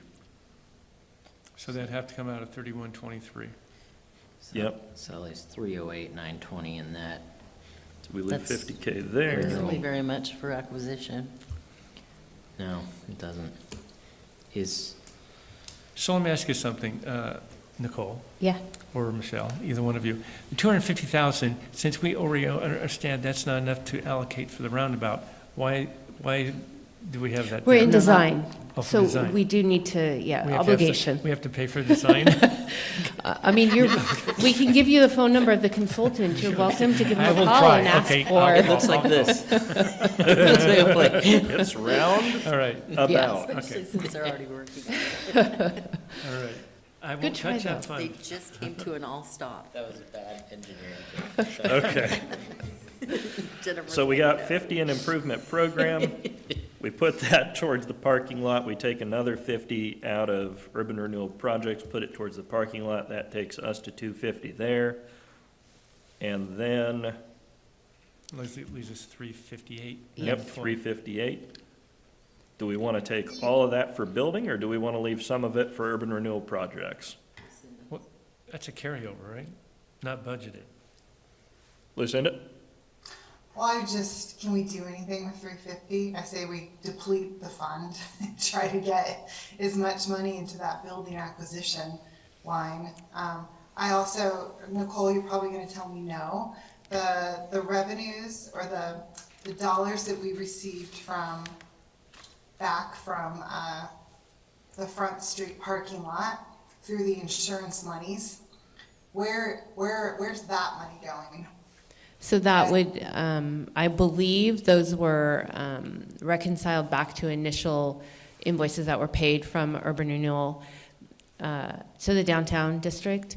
That doesn't mean that we can't then also use those dollars to pay current invoices on, the Front Street parking lot, putting those back But it into has play, to- but It has to stay within the Coos Bay Urban Renewal District, is my it's question.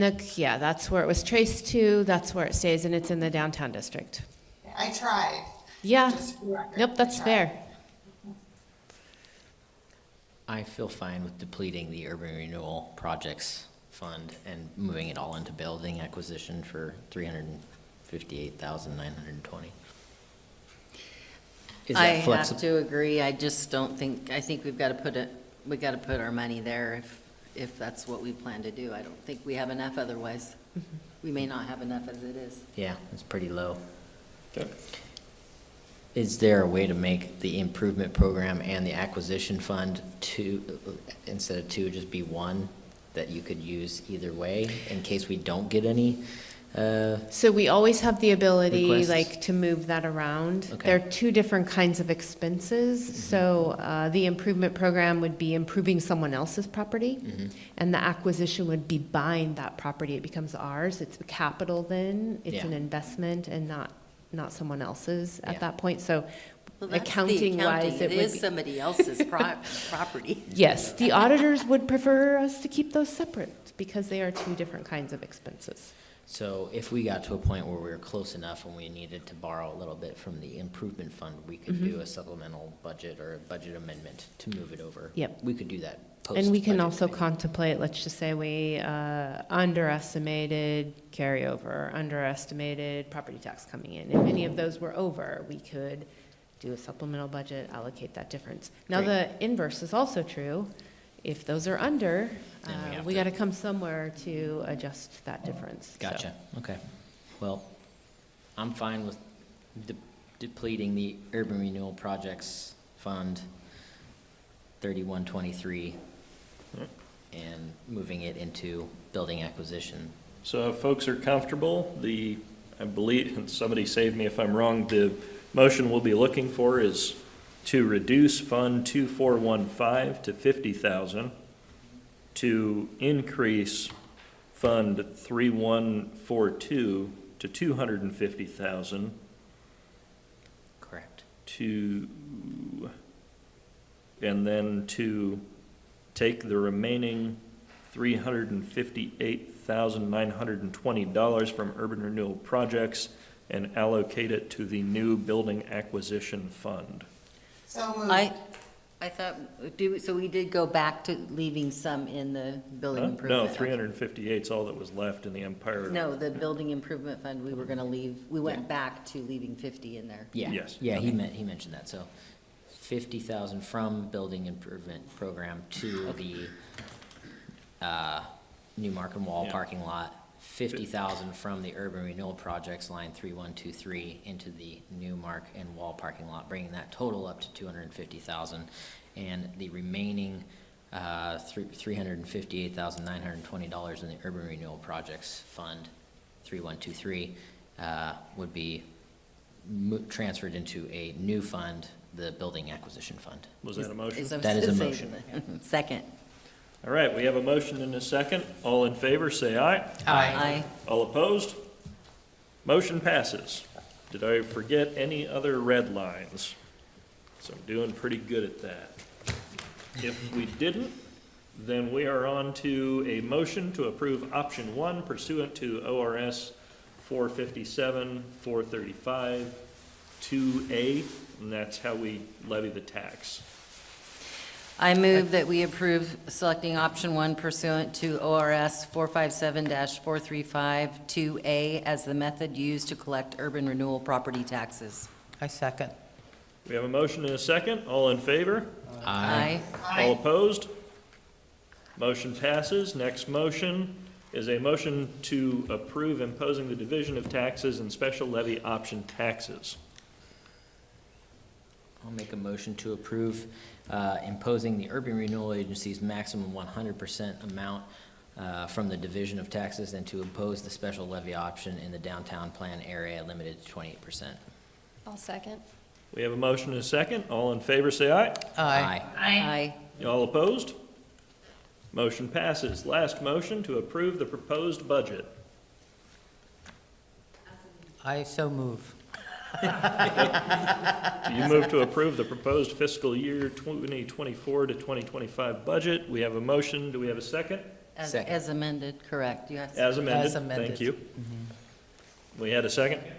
Awesome. All in favor, say aye. Aye. All opposed? Motion passes. We adjourn for oh, wait, there's a public comment section, actually. Anybody? It's riveting. Did you follow up? All righty.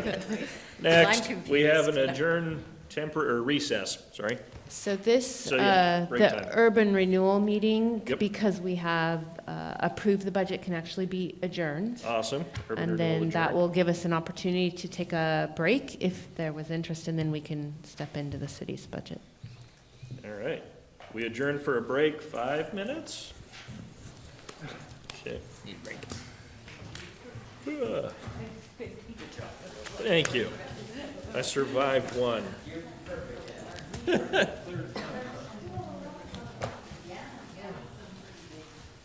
Oh, good God.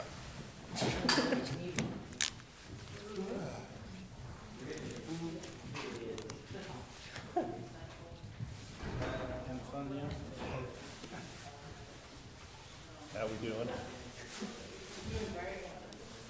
I waited until you were eating to ask. Oh, good God.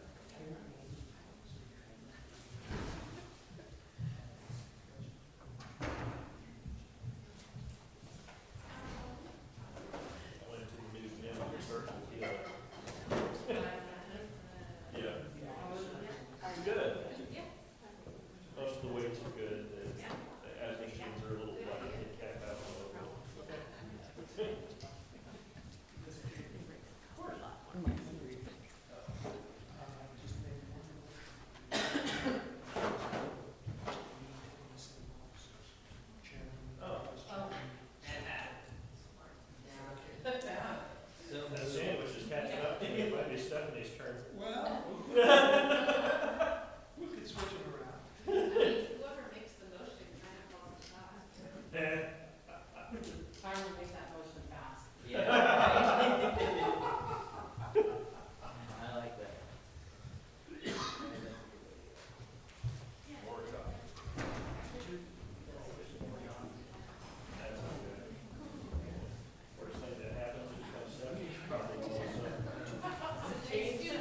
And that one has never changed. Joke about the bomb squad people.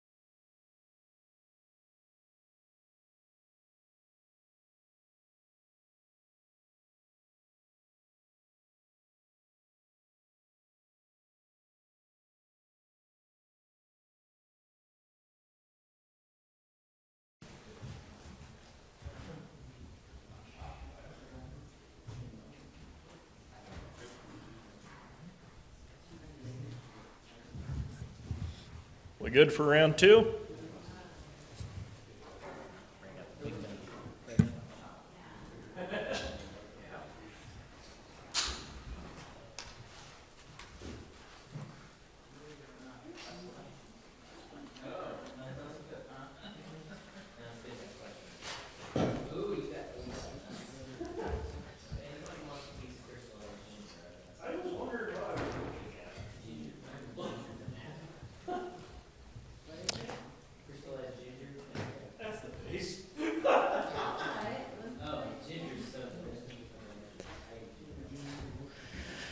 All right, so I think we're all back and working on getting seated.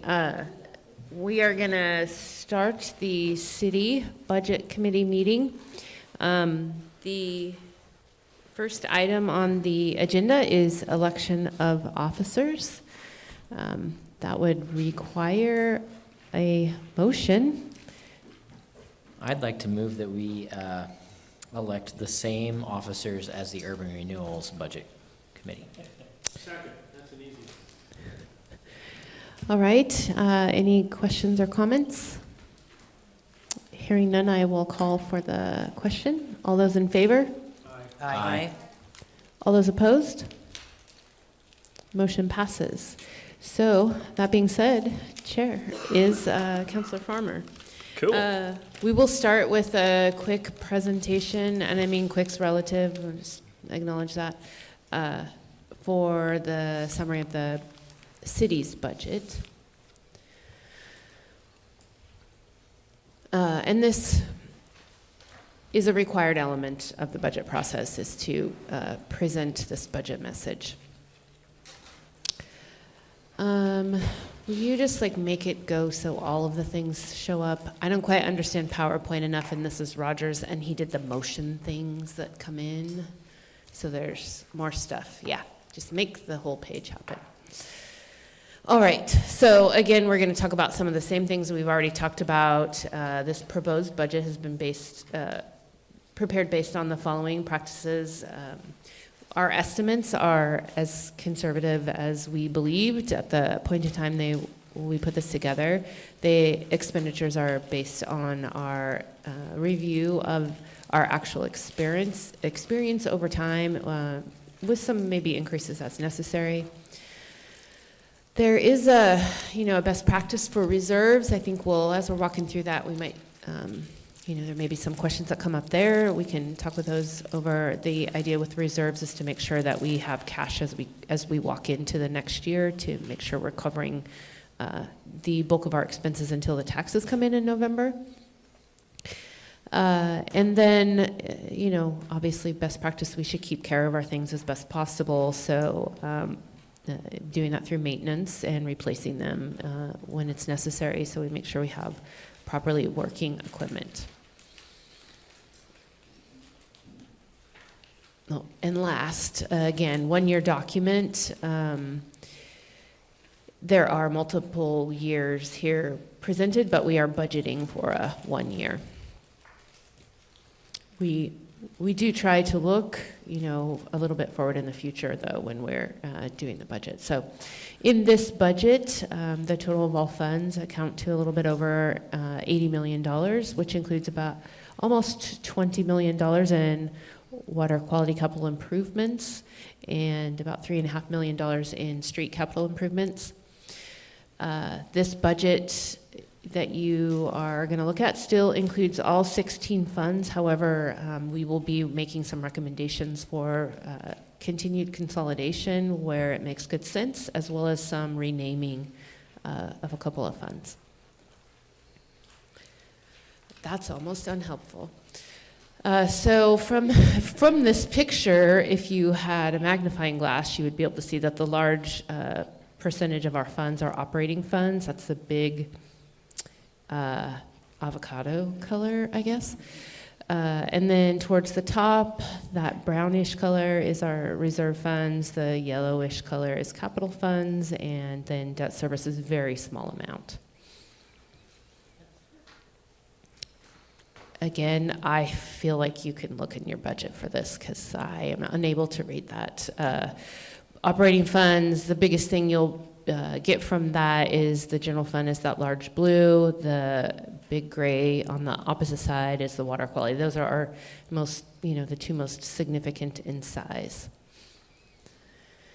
Debt service, we only have one. We have the outstanding general obligation bond for the fire station.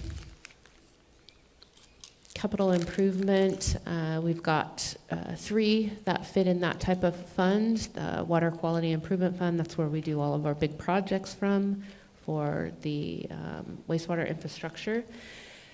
Our Capital Improvement Fund, which, if you'll remember, we consolidated that in prior years, so all of our capital projects was streets and parks and tech and, I'm probably forgetting something else.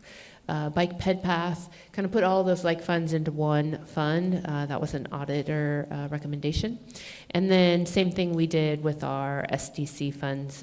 You'll likely remember we currently do not have SDCs in place in the city of Coos Bay, so those are historical dollars that were collected and are very specific purpose for use. And then our reserve funds, the largest one being there, the Jurisdictional Exchange Reserve Fund, which is the fund that houses the roadways within the city that were previously operated and maintained by ODOT. And a while back, they came to us and said, we'd love to give you these roads for your operation and maintenance because they're within your city. It seems to make good sense, and we'll give you $4.8 million to take care of them. And we said, please, let's do that, I guess, because we have them now. We're unable to spend the corpus, the base of those dollars, which was that $4.8 million, unless we get voter approval for something. I'll just quickly remind you, we did 5 blocks of 4th Street for $3.4 million. $4.8 million is certainly not going to do us well, but we are allowed to spend the interest earnings, so that is what we use towards projects on those roadways. We have a fire equipment reserve fund. Though that's not necessary to kind of split that out, we consider that a good practice because we do provide fire service for several of the rural fire districts in our areas. Because they contract with us, a portion of that amount is set aside for equipment purchases, and this is our transparent way in showing that we are setting those funds aside and planning for future purchases. We currently have a fire truck on order. I believe it will come to us in June, July, I think in there of 25, so. The small little bit there is the CAD group, so the Computer Aided Dispatch Group Reserve Fund. We are going to recommend we close that up into a different fund. And then finally, our Rainy Days Reserve Fund, that's our kind of savings account for the city. It is funded by an annual transfer from the general fund that was established several years ago by, I believe, resolution to 2.5% of the ending fund balance of the general fund is transferred into that each year. That's a lot of white space, and it would have been nicer to be bigger. So that's just a kind of a graph to show the carryover balance. It's really intended to kind of talk about revenues and expenses in comparison to carryover. And the coloring there, the carryover is that blue line, revenues being red and expenditures being green. And you can kind of see where we run pretty darn close most of the time. Revenues coming in are equal to expenditures going out. And that's flatlining essentially our carryover, so we're not making steady improvements there, and that's general fund only.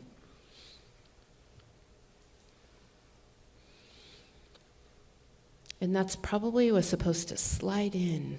It's another Roger. He's always good about that. So that kind of basically explains, but. It just speaks to the Measure 5 limitation on growth for property tax revenue. So we can scooch past. So, kind of some of the challenges that we are faced when we try to balance this budget. We'll see here that the city has, at that point in time, 129 employees when we were putting this budget together earlier. About 45% of our operating budget is related to the cost of the folks that it takes to service the city. That's broken down 60% salary and 40% benefits. The benefits we provide are health insurance, long-term disability, workers' comp, unemployment, PERS. That's a piece of the puzzle that we don't really have an ability to manage, and that's a rate that's ever increasing. Social Security, it's that employer match amount. This budget has been estimated to include annual COLAs, and those are generally based off of CPI, and they're ranging. The city of Coos Bay has 3 represented groups, which we have collective bargaining agreements with. Our fire department has a represented group, our police department has a represented group, and then kind of everybody else, which is kind of a general service, fits into a represented group as well. So depending on the status of those agreements, that's that 3 to 4%. We generally, the non-represented group reflects equal to what those represented groups COLA is, so that we make sure that we are appropriately accounting for those changes in salaries for the non-rep in comparison to those they supervise. So overall, PERS in this year's fiscal year 25's budget is $3.8 million cost to the city. Insurance is $3.2 million, and that's estimating about a 10% increase. So just for some explanation on PERS. So this goes up every biennium because of whatever the legislature sets. Brenda probably knows about this. Am I correct? That's correct. So this last biennium is $250,000. So it's costing us another $250,000 for that 2-year period. Mm-hmm. Last biennium, it was also at $250,000. So in the last 4 years, it's cost us $500,000, Mm-hmm. right? So. Yeah. So it's something that we can't control, and it's very frustrating that we are having to deal with this. And we understand insurance goes up, but the PERS is really a burden, and anyway, I just think everyone needs to realize what we're dealing with on this. So anyway, and Brenda could probably explain it more. She's been up there when it's done it.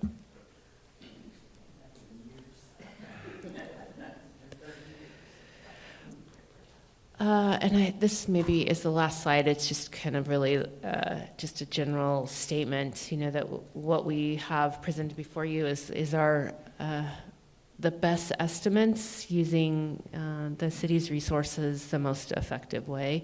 But as we got to do last time, we had some really open, good conversations. That's where we sit here, trying to work through this budget. I think you'll see there are some some elements that might look a little different than in the past, and definitely open to talking about those as we get through it. So, hoping that's the last slide.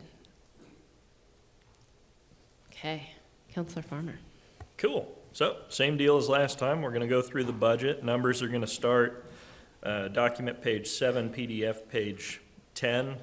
That's where the interesting stuff starts with the numbers. It gets boring again at 129 when we get to the closed funds.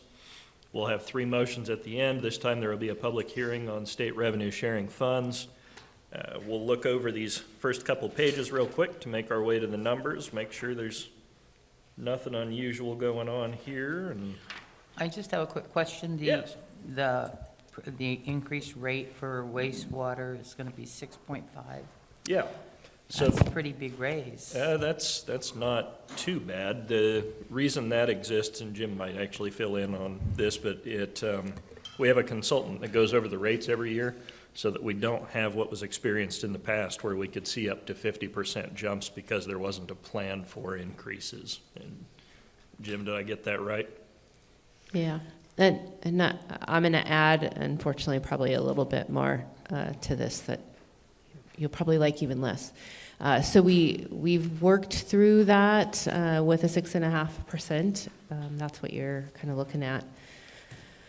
However, over the last couple weeks, we've, working with our rate consultant, identified there was, within the rate model, there was one of our larger debt issuances that was off by a year in repayment, and it's going to hit us earlier than the rate model had originally included. Oh. And so, though we can do, what you are presented here with, and this is definitely not an easy thing to discuss, we are actually hopeful that there would be some open discussion on increasing that actually to either 7 or 7.5% over the coming couple of years to accommodate for that loan coming on a little bit earlier. And we should have looked at this actually probably last year. It just got in the wrong place on the rate model. Well, now it is a bummer. To me it is. When I look at electricity, just went up 13%. The water bills are going up a lot. I mean, this is a lot for our citizens to take. Yeah, it is, going back in time, Brenda, and I don't want to go back too far because I don't want, that gives away how long I've been doing this, but we unfortunately got to a point with Plant One when we did it, and we're looking at doing it again. We looked at a 25% increase one year and a 20% increase like the following year. So I think the city wanted to avoid having to run into that problem again. So I can tell you that by doing this, we have a $27 million Plant One upgrade. Is that we're going to go through? Is it that much yet? I lose 24. Okay, 24 now, 27 in a couple years maybe. But anyway, say 24. But these rates will cover that. So I think that's beneficial to know. Also, we put in how much into the lines every year, the sewer lines, $1 million, $1.5 million, we figure. Between 1 and 2 million. So that's covered. So unfortunately, we have 2 wastewater facilities. We have a lot of pipes underground and pump stations. We have, I forget how many pumps. 26. So this is why our rates are where they're at. But I think we're in pretty good shape, though. One of the things that this council has always wanted to do is have good infrastructure. With good infrastructure, we can have economic development, and so that's what we're paying for. I can tell you, I was like on a we were talking. I was with the LOC, and we're talking about economic development and problems that these other cities are having with their wastewater, their sewer. They don't have the funding squared away where we have something set, and so we're paying for it, but we're fortunate to have it in place. So anyway. It will be painful for I people, though. appreciate that. It's still high. It is. Yeah, no, that's fair. I mean, I understand it needs to happen, but Right. I do want to recognize this. No, you're right.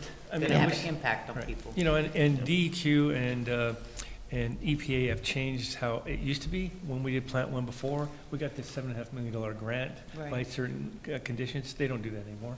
They give us a loan, but they don't give us grants. Oh, they don't give grants? No. And I guess another piece of why we would, again, recognizing this is, not something that's comfortable. But many of you may remember this last year. We had that unexpected there by the vets on 101. If we stay at 6.5, which we can do, it gives us little to no room to manage something of that large coming at us unexpectedly. And we have to acknowledge that the pipes that we have in the ground are ready and willing. I mean, we're just in that place. So it is tough, I agree. It is just the cost of this very significant system in our community.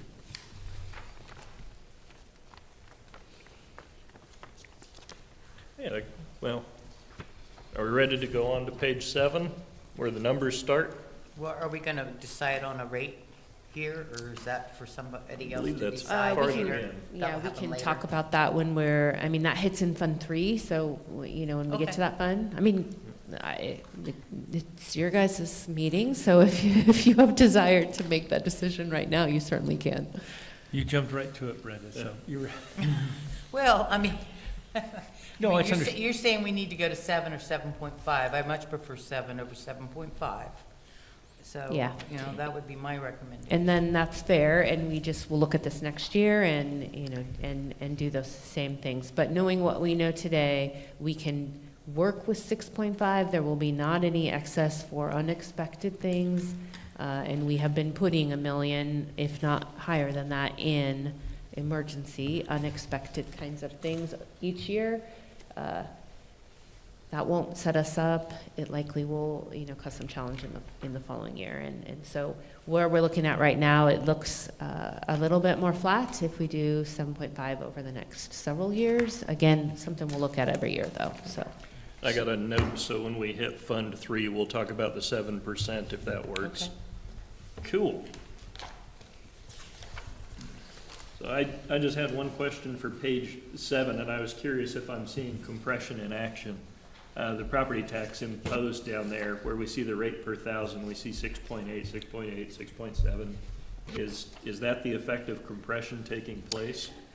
No, that's actually what you're seeing, a reduction, although mild, but you're seeing a reduction in the general obligation bond payment over year as we get those paid off. We're getting very close to getting that paid off, so it's reducing a little bit each year. So Okay. our permanent rate is 6.36, so we're still at that 6.7. You know, that's the geo bond piece, that difference.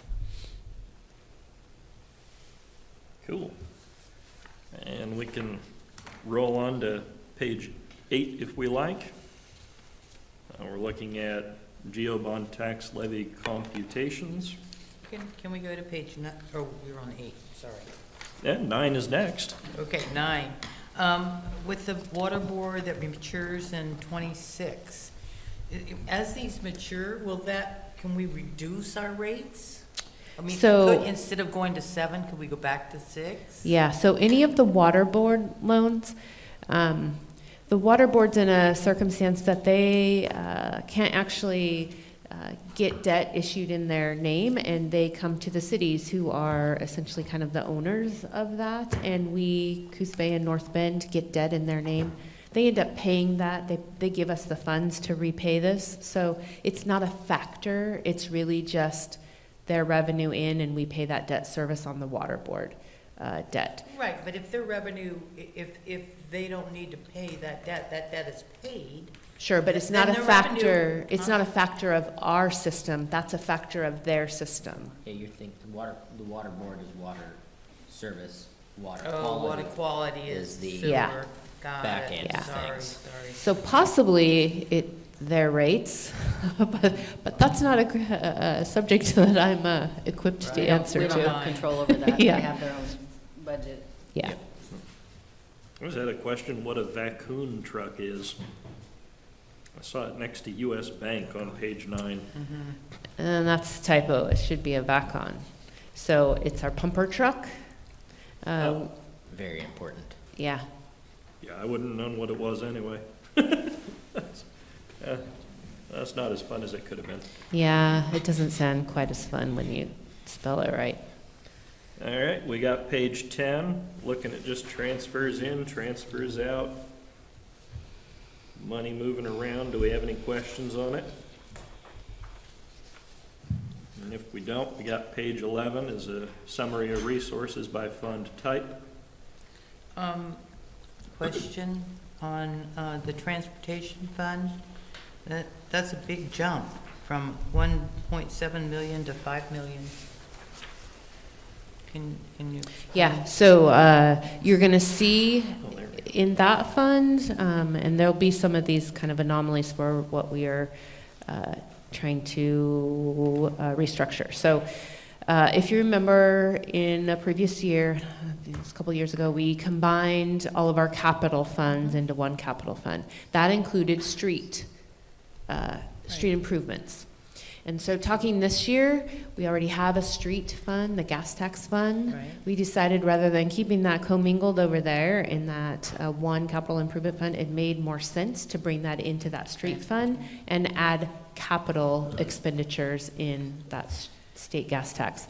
So you're going to see that it does go up, but in relation, the capital improvement fund goes down.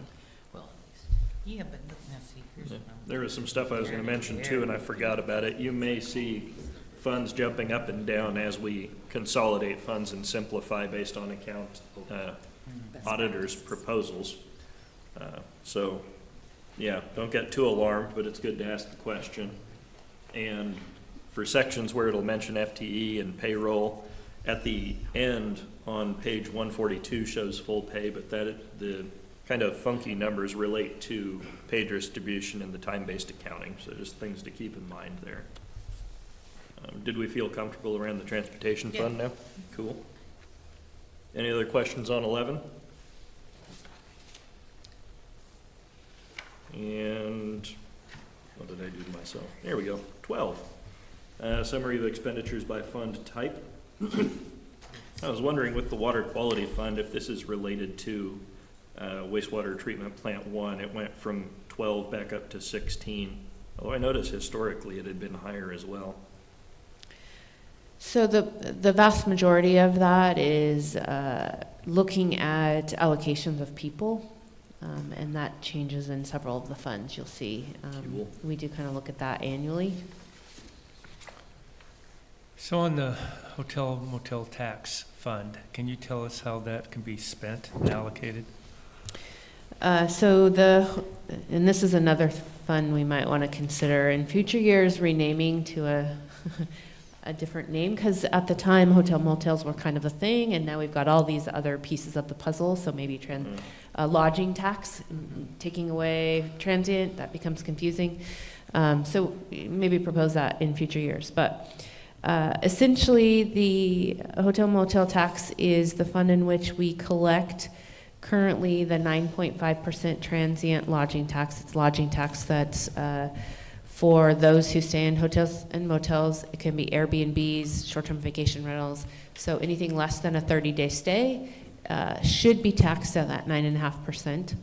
Those funds are collected, and they can only be used towards tourism-related things. Traditionally, those are like a convention center or like an organization who does tourism. It can also be things that drive tourism locally. And so the bulk of what we spend that on is the support of the Coos Bay North Bend Charleston Visitor and Convention Bureau.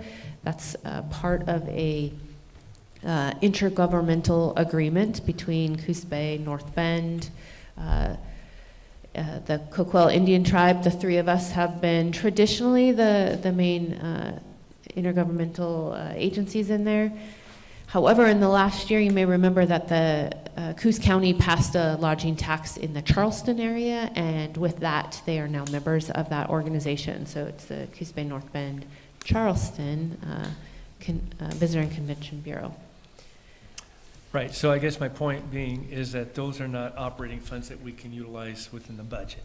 Those are for promotional tourism, and a lot of that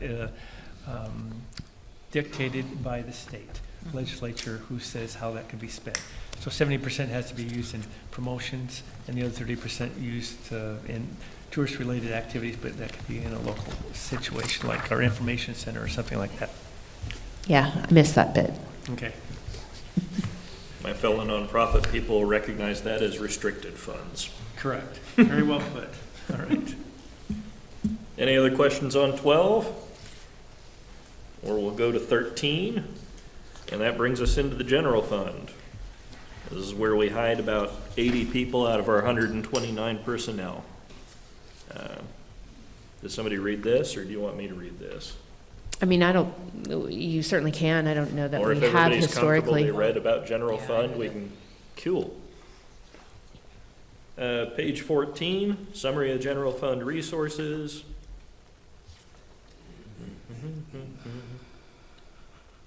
Noticed that in the fines, grants, and state revenues, there is a very significant difference between this year's adopted and proposed. Yeah, so I can draw attention to a couple of grant opportunities. We are kind of in the midst of a community development block grant. We've done that for the last couple of years, and it's specific. It's about a $500,000 amount, and it's specific to rehabbing homes that will allow people to stay in their home. So we're doing things like roof repairs, sometimes siding. There's really specific requirements on who qualifies. It's income-based, so that we make sure that we keep those who are in homes already able to stay in those homes if there's a concern about the condition of that home.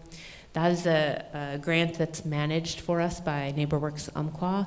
There's some pretty, it's a heavy lift. If anyone's worked with CDBG before, it's a big thing to take care of. So they actually consult and take care of that for us. Nicole, that is just a grant. There are no tax funds that go into that to supplement that at all. Correct. Yeah.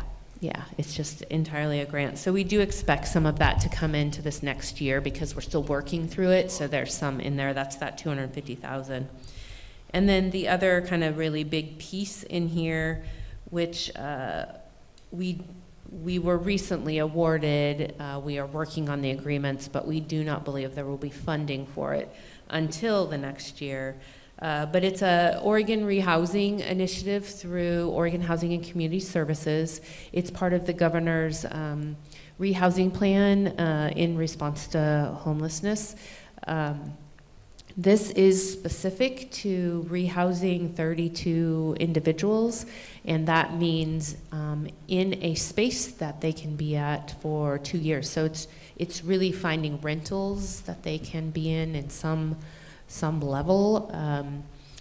It's very specific to, it was a grant that was written to support work that Alternative Youth Activities is doing. And they are a group that works with primarily kids who have aged out of foster care, and they are now adults and having to live out there in the big world. And so they are doing some projects to find housing for those folks. So we know we've been awarded. We don't expect to see any dollars, and that will be a process by which it will get expended in the next fiscal year. So between the two, those are really what you see the big differences. Cool. Other questions, or we'll roll on to 15? 15, more general fund resources. There's a big drop in the electric fee, utility fee. Yeah, so if you look historically, that's kind of where we sit. We do recognize that there, I think, are 2 increases underway in review with the PUC, one that was recently filed, but one that's been under review for quite a bit. That's very possible going to go up, but not knowing where we stand, we're going to leave it what our experience is.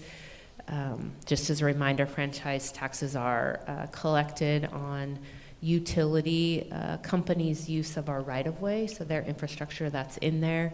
They're earning revenue on that. It's a public space. They pay a percentage of that revenue.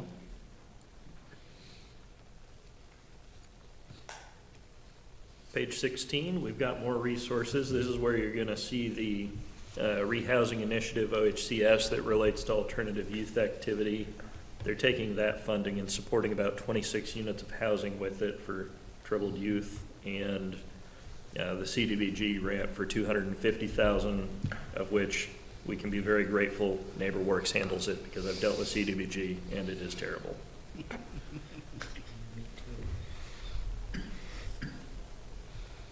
Any questions on 16, or we'll roll on to 17?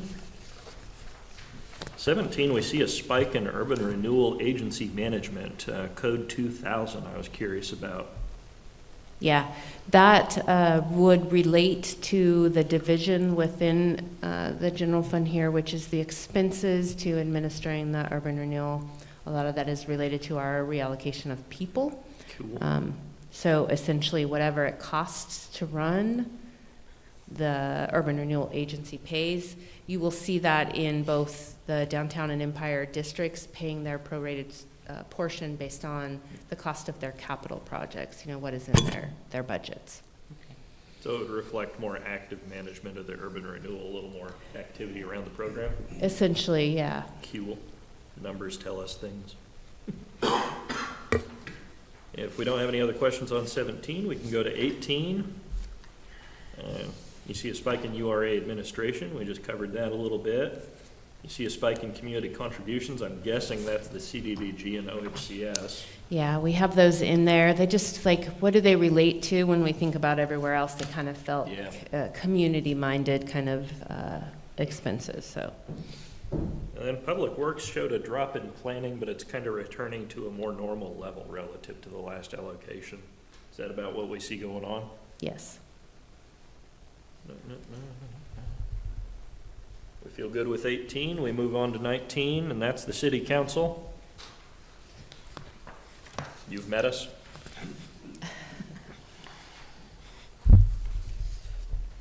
You got a bit of a org chart on 20, and then some expenditures. I was curious I should know these things being part of it, but what the contractual is, the 72,000, I don't recall. Is that legal? So it's mostly related to Peak, our new Novus, the YouTube, like administration of this, our Stuff for public access then. yeah, website, things like that kind of sit in this. It's our transparency Azure expense. tools for, Cool. And then, as a question that came up before the meeting started, you're going to see throughout this budget debt service sections added for subscription and principal and interest. Unfortunately, fortunately, I'm not sure which way you'll land. We think, unfortunately, GASB, the Government Accounting Standards Board, regularly releases new standards that they have expectation that we will follow. This standard is an attempt to, again, try to align private financial statements to public financial statements for the investor to kind of, apples to apples kind of thing. It's a presentation change where you would have seen that in the past. It would have sat up in contractual, theoretically. So these subscriptions are the cost of these platforms that extend beyond a current period kind of thing. It's just a presentation difference. It is a little funky. Not our choice, but GASB said we shall, so we are. Any other question? Oh, sorry. Library planning costs come out of the city council expenditures? So this is related to, we did in this year some educational materials about the status of the library, and still kind of working that as an option into the next fiscal year.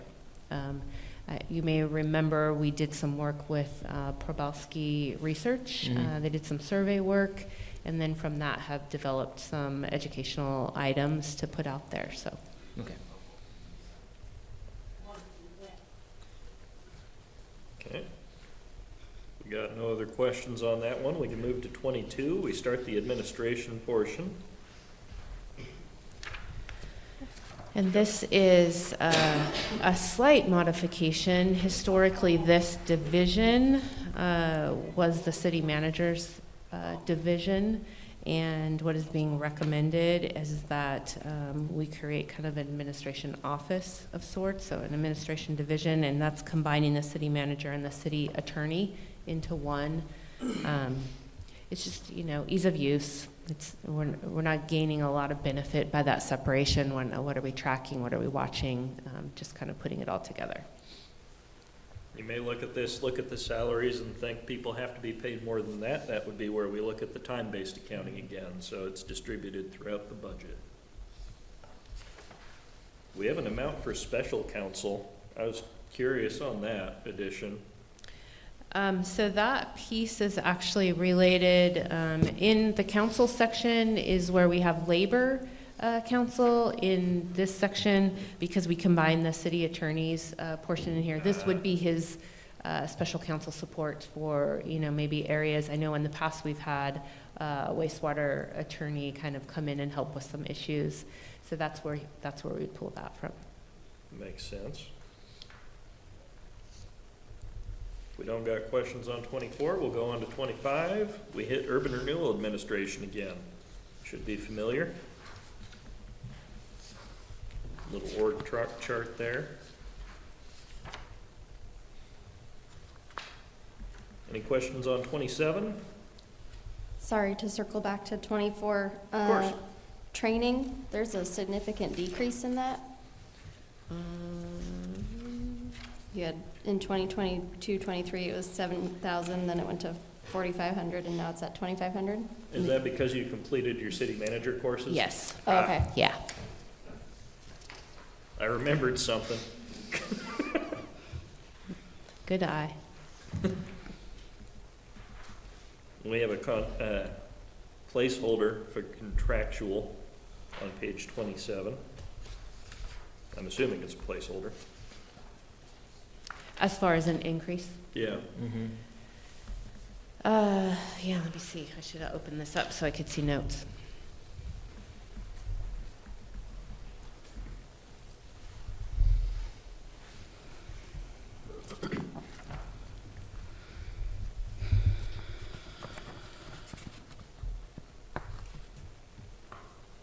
Sorry.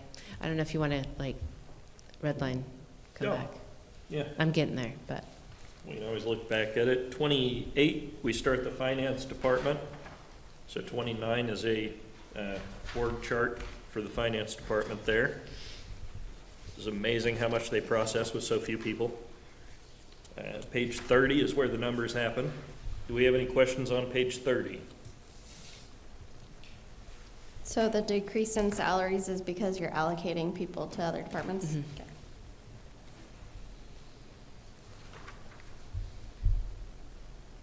We got nothing else on 30. We go to 31. That's where we run into the city attorney. If we don't run into him, we'll file OSHA.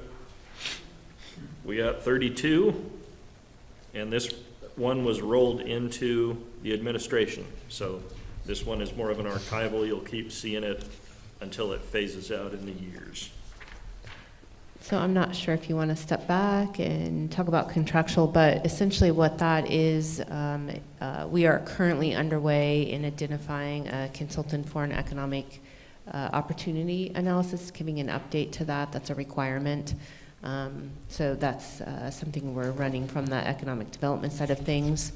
That's the increase in that for the cost of that consultant. And if there's any questions, Chelsea will add some depth to that. I'm good with it. Okay. City Hall is on 33. Only notable thing here that I was looking at is the sharp decrease in building and grounds maintenance. Yeah, that's one space, and you're going to see that throughout. When we look at the overall general fund, you're going to see there's some challenges there. And so in trying to find where we can try to tighten up, it's going to be tough. So that's a space that we looked at.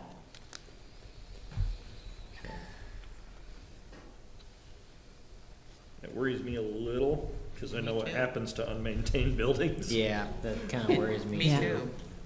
And But I also don't have a solution.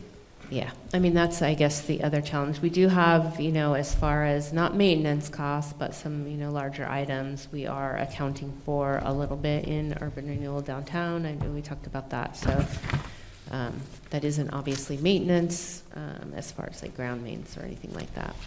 But I just hesitate to reduce this because this is our main place of business, and it's a pretty significant reduction. I know that we tried to maintain the amounts for the community grants, but I think we need to maybe redline that and come back to that. Yeah, I've marked it down for us to come back to because, of course, this building is also one of the emergency sites. It's the dispatch if there's a natural disaster. Yeah. So we'll want to come back to that number. okay. 35 is the community contributions. So 36, you'll see what the proposed numbers are. Two of these, one of these numbers will stand out to you, the CDBG. That's pass-through grant. That's not money that we can snag and spend on the building. And then Oregon Rehousing Initiative is another big one. Again, not something we can use, but that'll tell you why the total community contributions has gone from 49,000 to 1.2 mil. And then the other piece, just to acknowledge here, we actually have a contractual agreement with the Boys and Girls Club for that annual 10,000, and that helps support their summer programs. So that's an obligation that we have. The rest of what's shown there is actually requests from the community. Historically, there has been an attempt to share the state shared revenues with those in the community who do work that supplements the work the city does. I know that you probably had good conversations over this, but was there, I mean, when it's tight across the board, we kind of have to look at how we share those funds, and these look like 100% of what came in we granted. I might suggest that we come back to this as well at the same time after we've finished the budget, because I feel like we're going to run into more stuff that we question, and this would be what we come back to for those questions. So I'm just going to mark this community I'm okay with contributions that. page. And we will come back to that. Page 37 is non-departmental. Page 38 is where the numbers start for that on the expenditure side. Do we have any questions in this one? And if not, we'll look at page 39, taking us to other financing uses and expenditures. Probably the only note here is the big decrease in contingency. It looks like we're cutting it in half. Is that another reflection of the general fund issue? Yes, Okay. both contingency and unappropriated are significantly reduced, and they're balancing points. That is what is left, so. Okay. Questions on 40? Or we will go to 41, takes us to the police department. There's some data on the front of that one, letting us know that there are over 30,000 calls for law enforcement each year. 4,500 require investigation. And over the last 3 or 4 years, ODs have gone through the roof for that one. Chief?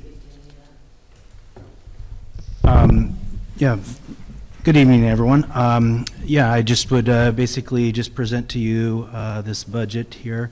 I was going to explain just a little bit about my department, just briefly. I know we're pressed for time. So when we work through the budget, you're going to actually see that my department has 2 different funds. One funds the police department, the sworn personnel, to include our record specialist, our evidence technician. The other one we'll get into is Fund 10, and that will actually fund the 911 center. And so essentially we have about 41 FTEs, full-time employees at the police department. And again, that comes out of 2 funds. So if you look at page 42, that kind of gives the general org chart, how it's laid out, and then we'll move into the numbers. And I'm basically what we're presenting is a status quo budget.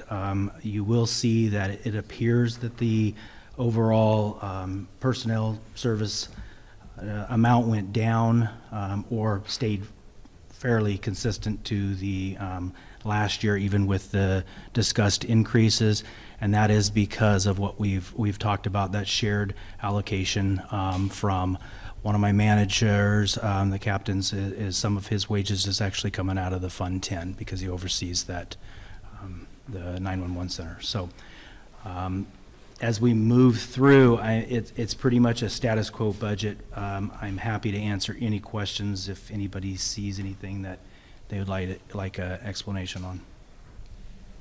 How many folks do we have in the volunteer reserve unit now?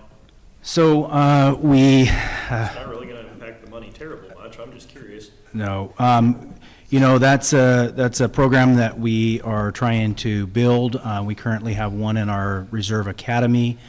We had 2 reserves. One ended up leaving for another opportunity, and so we have one fully sworn reserve in our program as it stands right now.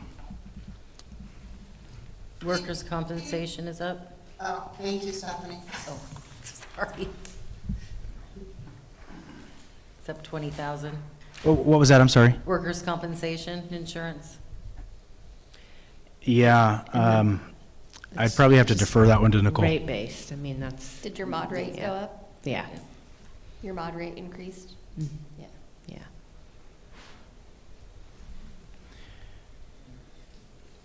Folks may see Homeward Bound, that's the program where if somebody can demonstrate they have housing or employment in another community, those funds can be used to provide them a bus ticket to get where they can have a house.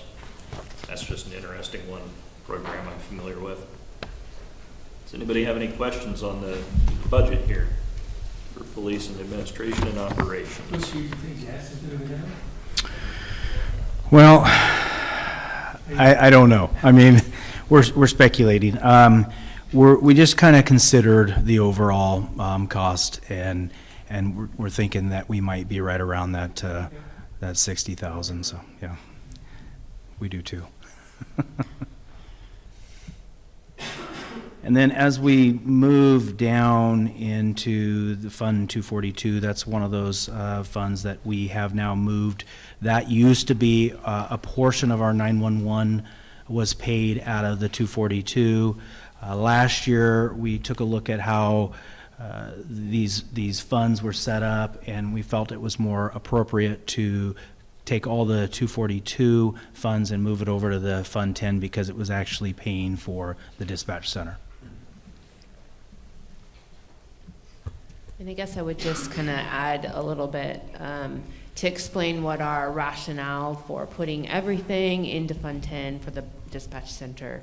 As we have added additional entities that we're providing service to, we want to make sure we're getting a clear picture of what the cost of managing that center is.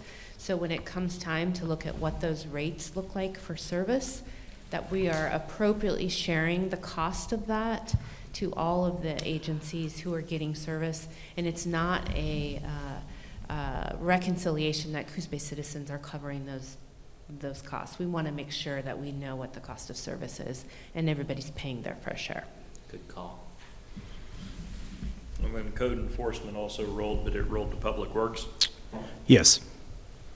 Fuel, that was 46. Yeah, the only portion that stayed in would have been, if you went back up to page 42, we did keep a portion of that under the 520-2445 nuisance abatement, and that is covering our unlawful vehicles and abandoned vehicles. I was going to ask about that. Yeah. Are you thinking that that's going to be about the same? Yeah, I mean, we're pretty much stable on that, and I think that's a very fair and accurate number. Sorry, can I ask one question from the internet, from Zoom? Chief, 520-2444, Homeward Bound. I noticed that last year we adopted 12.5 for that line item, and now we're at 10. Is that just because it's not being utilized? Yeah, if you look at the actuals on 22-23, it was $1,605. We budgeted 12.5 in the 23-24. We just did not spend that. That was an area that we looked at. We value the program. We think it's extremely important, but I think there was an area where we could shave a little bit of dollars off. Thank you. Well, I can probably explain some of that. Prior, while I was at Orca, they had Homeward Bound in the program and pretty well depreciated while it was there, and it was transferred to the Devereaux. I think we did it in 23, didn't we? We did. So those numbers will probably shift, but they're not going to grow suddenly to 10. No. So.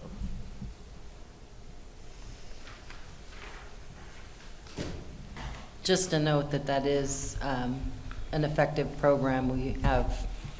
We just saw something that was publicized on social media this week where an individual was transferred from being homeless to family or a receptive party at the other end. Okay. It is an effective program that the council has supported, Yeah, getting people off the streets.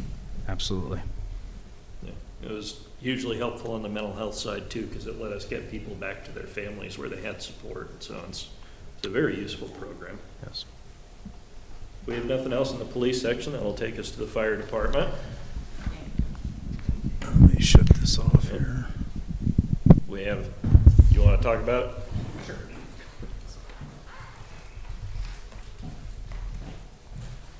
I should have put my glasses on. Good evening. Fire department's budget for 24-25 reflects a modest change to the materials and services budget for the current year.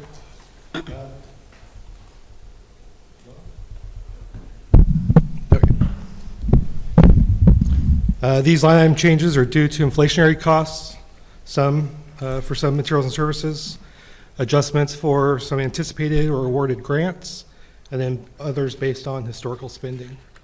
So happy to answer any questions you have. Yeah, workers' comp went up too here. Employee insurance went down though somehow. So it just really depends Nicole, on the. I'm sorry, can you explain that one more time about that workers' comp? So workers' comp is based on claims, essentially. So as we have claims, we can expect that to change from year to year. And then just in general, if the rates in general would be increased just for the cost of insurance. But it's usually driven by claim usage, and that's that modification, yeah. Are you on a Factor. 3-year? You have 3 years of those claims sitting on, and then one will drop off and you Yes. take on your next year. Yeah. So 3 years possibly ago, there were some maybe bad accidents that have now come on. And we, and to complicate things even a little bit more, so we were with CIS. They covered workers' comp. That's where all our insurance is at. And then they recognized that that wasn't their strong suit and transferred all of that over to SAFE. And I might, like, the year 3-ish, I think, was SAFE. So How many years have we been with SAFE? I think 3. I think this is this year is our 3rd year with So SAFE. when it transferred from CIS to SAFE, it went up? Actually, no, there was a savings initially with SAFE because they do have just a different management model. Yeah. So the increase is just due to some kind of accidents? Or yeah, that's where we're at? insurance usage impacts your rates. So And rates, do we know There's what the two- rates have gone up and what's driving the we rest could of it? certainly give you that information. It's not prepared here for you right Okay. now, but yeah, it's a component of both. Because it looks like it's going through the whole budget. Each department, we have an increase on this. Yeah. All right. Yeah, that's a significant one. In the last 5 years, it's basically gone up almost $100,000 for workers' comp. And then we estimate what we believe next year's rates when we're putting this together. And so there could be an overestimation of what that rate will be like in the next year. So, yeah. That's great. Playing it safe. Yeah, that's always a better. Okay. I I mean- wasn't on the CIS board yet 3 years ago, so I didn't do it. And there's just, we do have positions at the city that have quite a bit more activity, just inherent in the work that they do. No matter how safe we are going to have some injuries. Okay. So we've looked at page 49. We can look at page 50. Do we have any questions through those? If we don't, we'll move on to 51. Public Works, Community Development. Something for Ask Jim, I think. Yeah, and so I would Thank you, Jeff. start this conversation a little bit with historically, the Public Works and Community Development was one department. And starting in January of this year, I believed that a good opportunity existed to separate those out. Historically, we've kind of been back and forth with that, being two departments, being one department. So they are currently operating as two separate departments. When we looked at span of control, we had Jim over, 46 or 7 people in that department. Now when we split that out, it feels a little bit healthier for either Jim or Chelsea to manage. So that's the presentation you will see kind of just tonight, trying to make some delineation then that we have those two departments. That's a change from last year. And so in the past, we've had these departments like they are now, and then we eliminated them and had one, right? And so now we're back to having the two, which. Having two. Yeah, it's fine. And it seemed important to do that now as we were looking to add this position of someone who's going to step in and focus on economic development. That adds an element to fit under one person, and then again, splitting that out, it makes it easier. It lines nicely in the planning and building kind of realm, and that's Chelsea's kind of area, yeah, Sure. So, Mr. Chairman, it's almost 9, and we're going to have two departments that are going to take some time, I believe. Also, before this budget committee started, at the council meeting, I suggested that we make sure we take our time and have this go over 2 periods and 2 meetings. So I think this might be a time, that's up to you and the rest of the committee, that we want to keep pushing forward, or do we want to adjourn and come back next week and give some time to look this over and think about it? Yeah, I was thinking about a rule or temperature check on that one. What do folks think? We're only about, we're going to page 129 before we hit funds that are closed, and we're at page 52. So we might want to think about coming to this the next day, or whenever that next meeting was. Next Thursday. Yeah, and and I think it's important, we've gone through this in one night, and we have been taking our time specifically to make sure that we cover things, and I think that's a good thing. I don't think we need to rush through the budget. Also, I think that'll give us some time to look at it, maybe come back and ask some questions about what we've gone through already, and then what we might want to ask in the future. It's been suggested that we just think about some things and maybe have some different perspectives. So anyway, I'd like to leave it at that. Do we have consensus to come at it next Thursday? Sure. Everybody feeling okay? All righty, if that's the case, do we have to continue the public hearing? I think there was one around revenue sharing. Yeah, so we will recess and we can pick up. That comes after we've been through review of the budget, so. So we can adjourn the meeting for now and resume this next Thursday. Yeah, and to clarify, we're recessing. Recessing. Yes. Nobody gave me a hammer, so Yeah, yeah. Recess, no adjourning.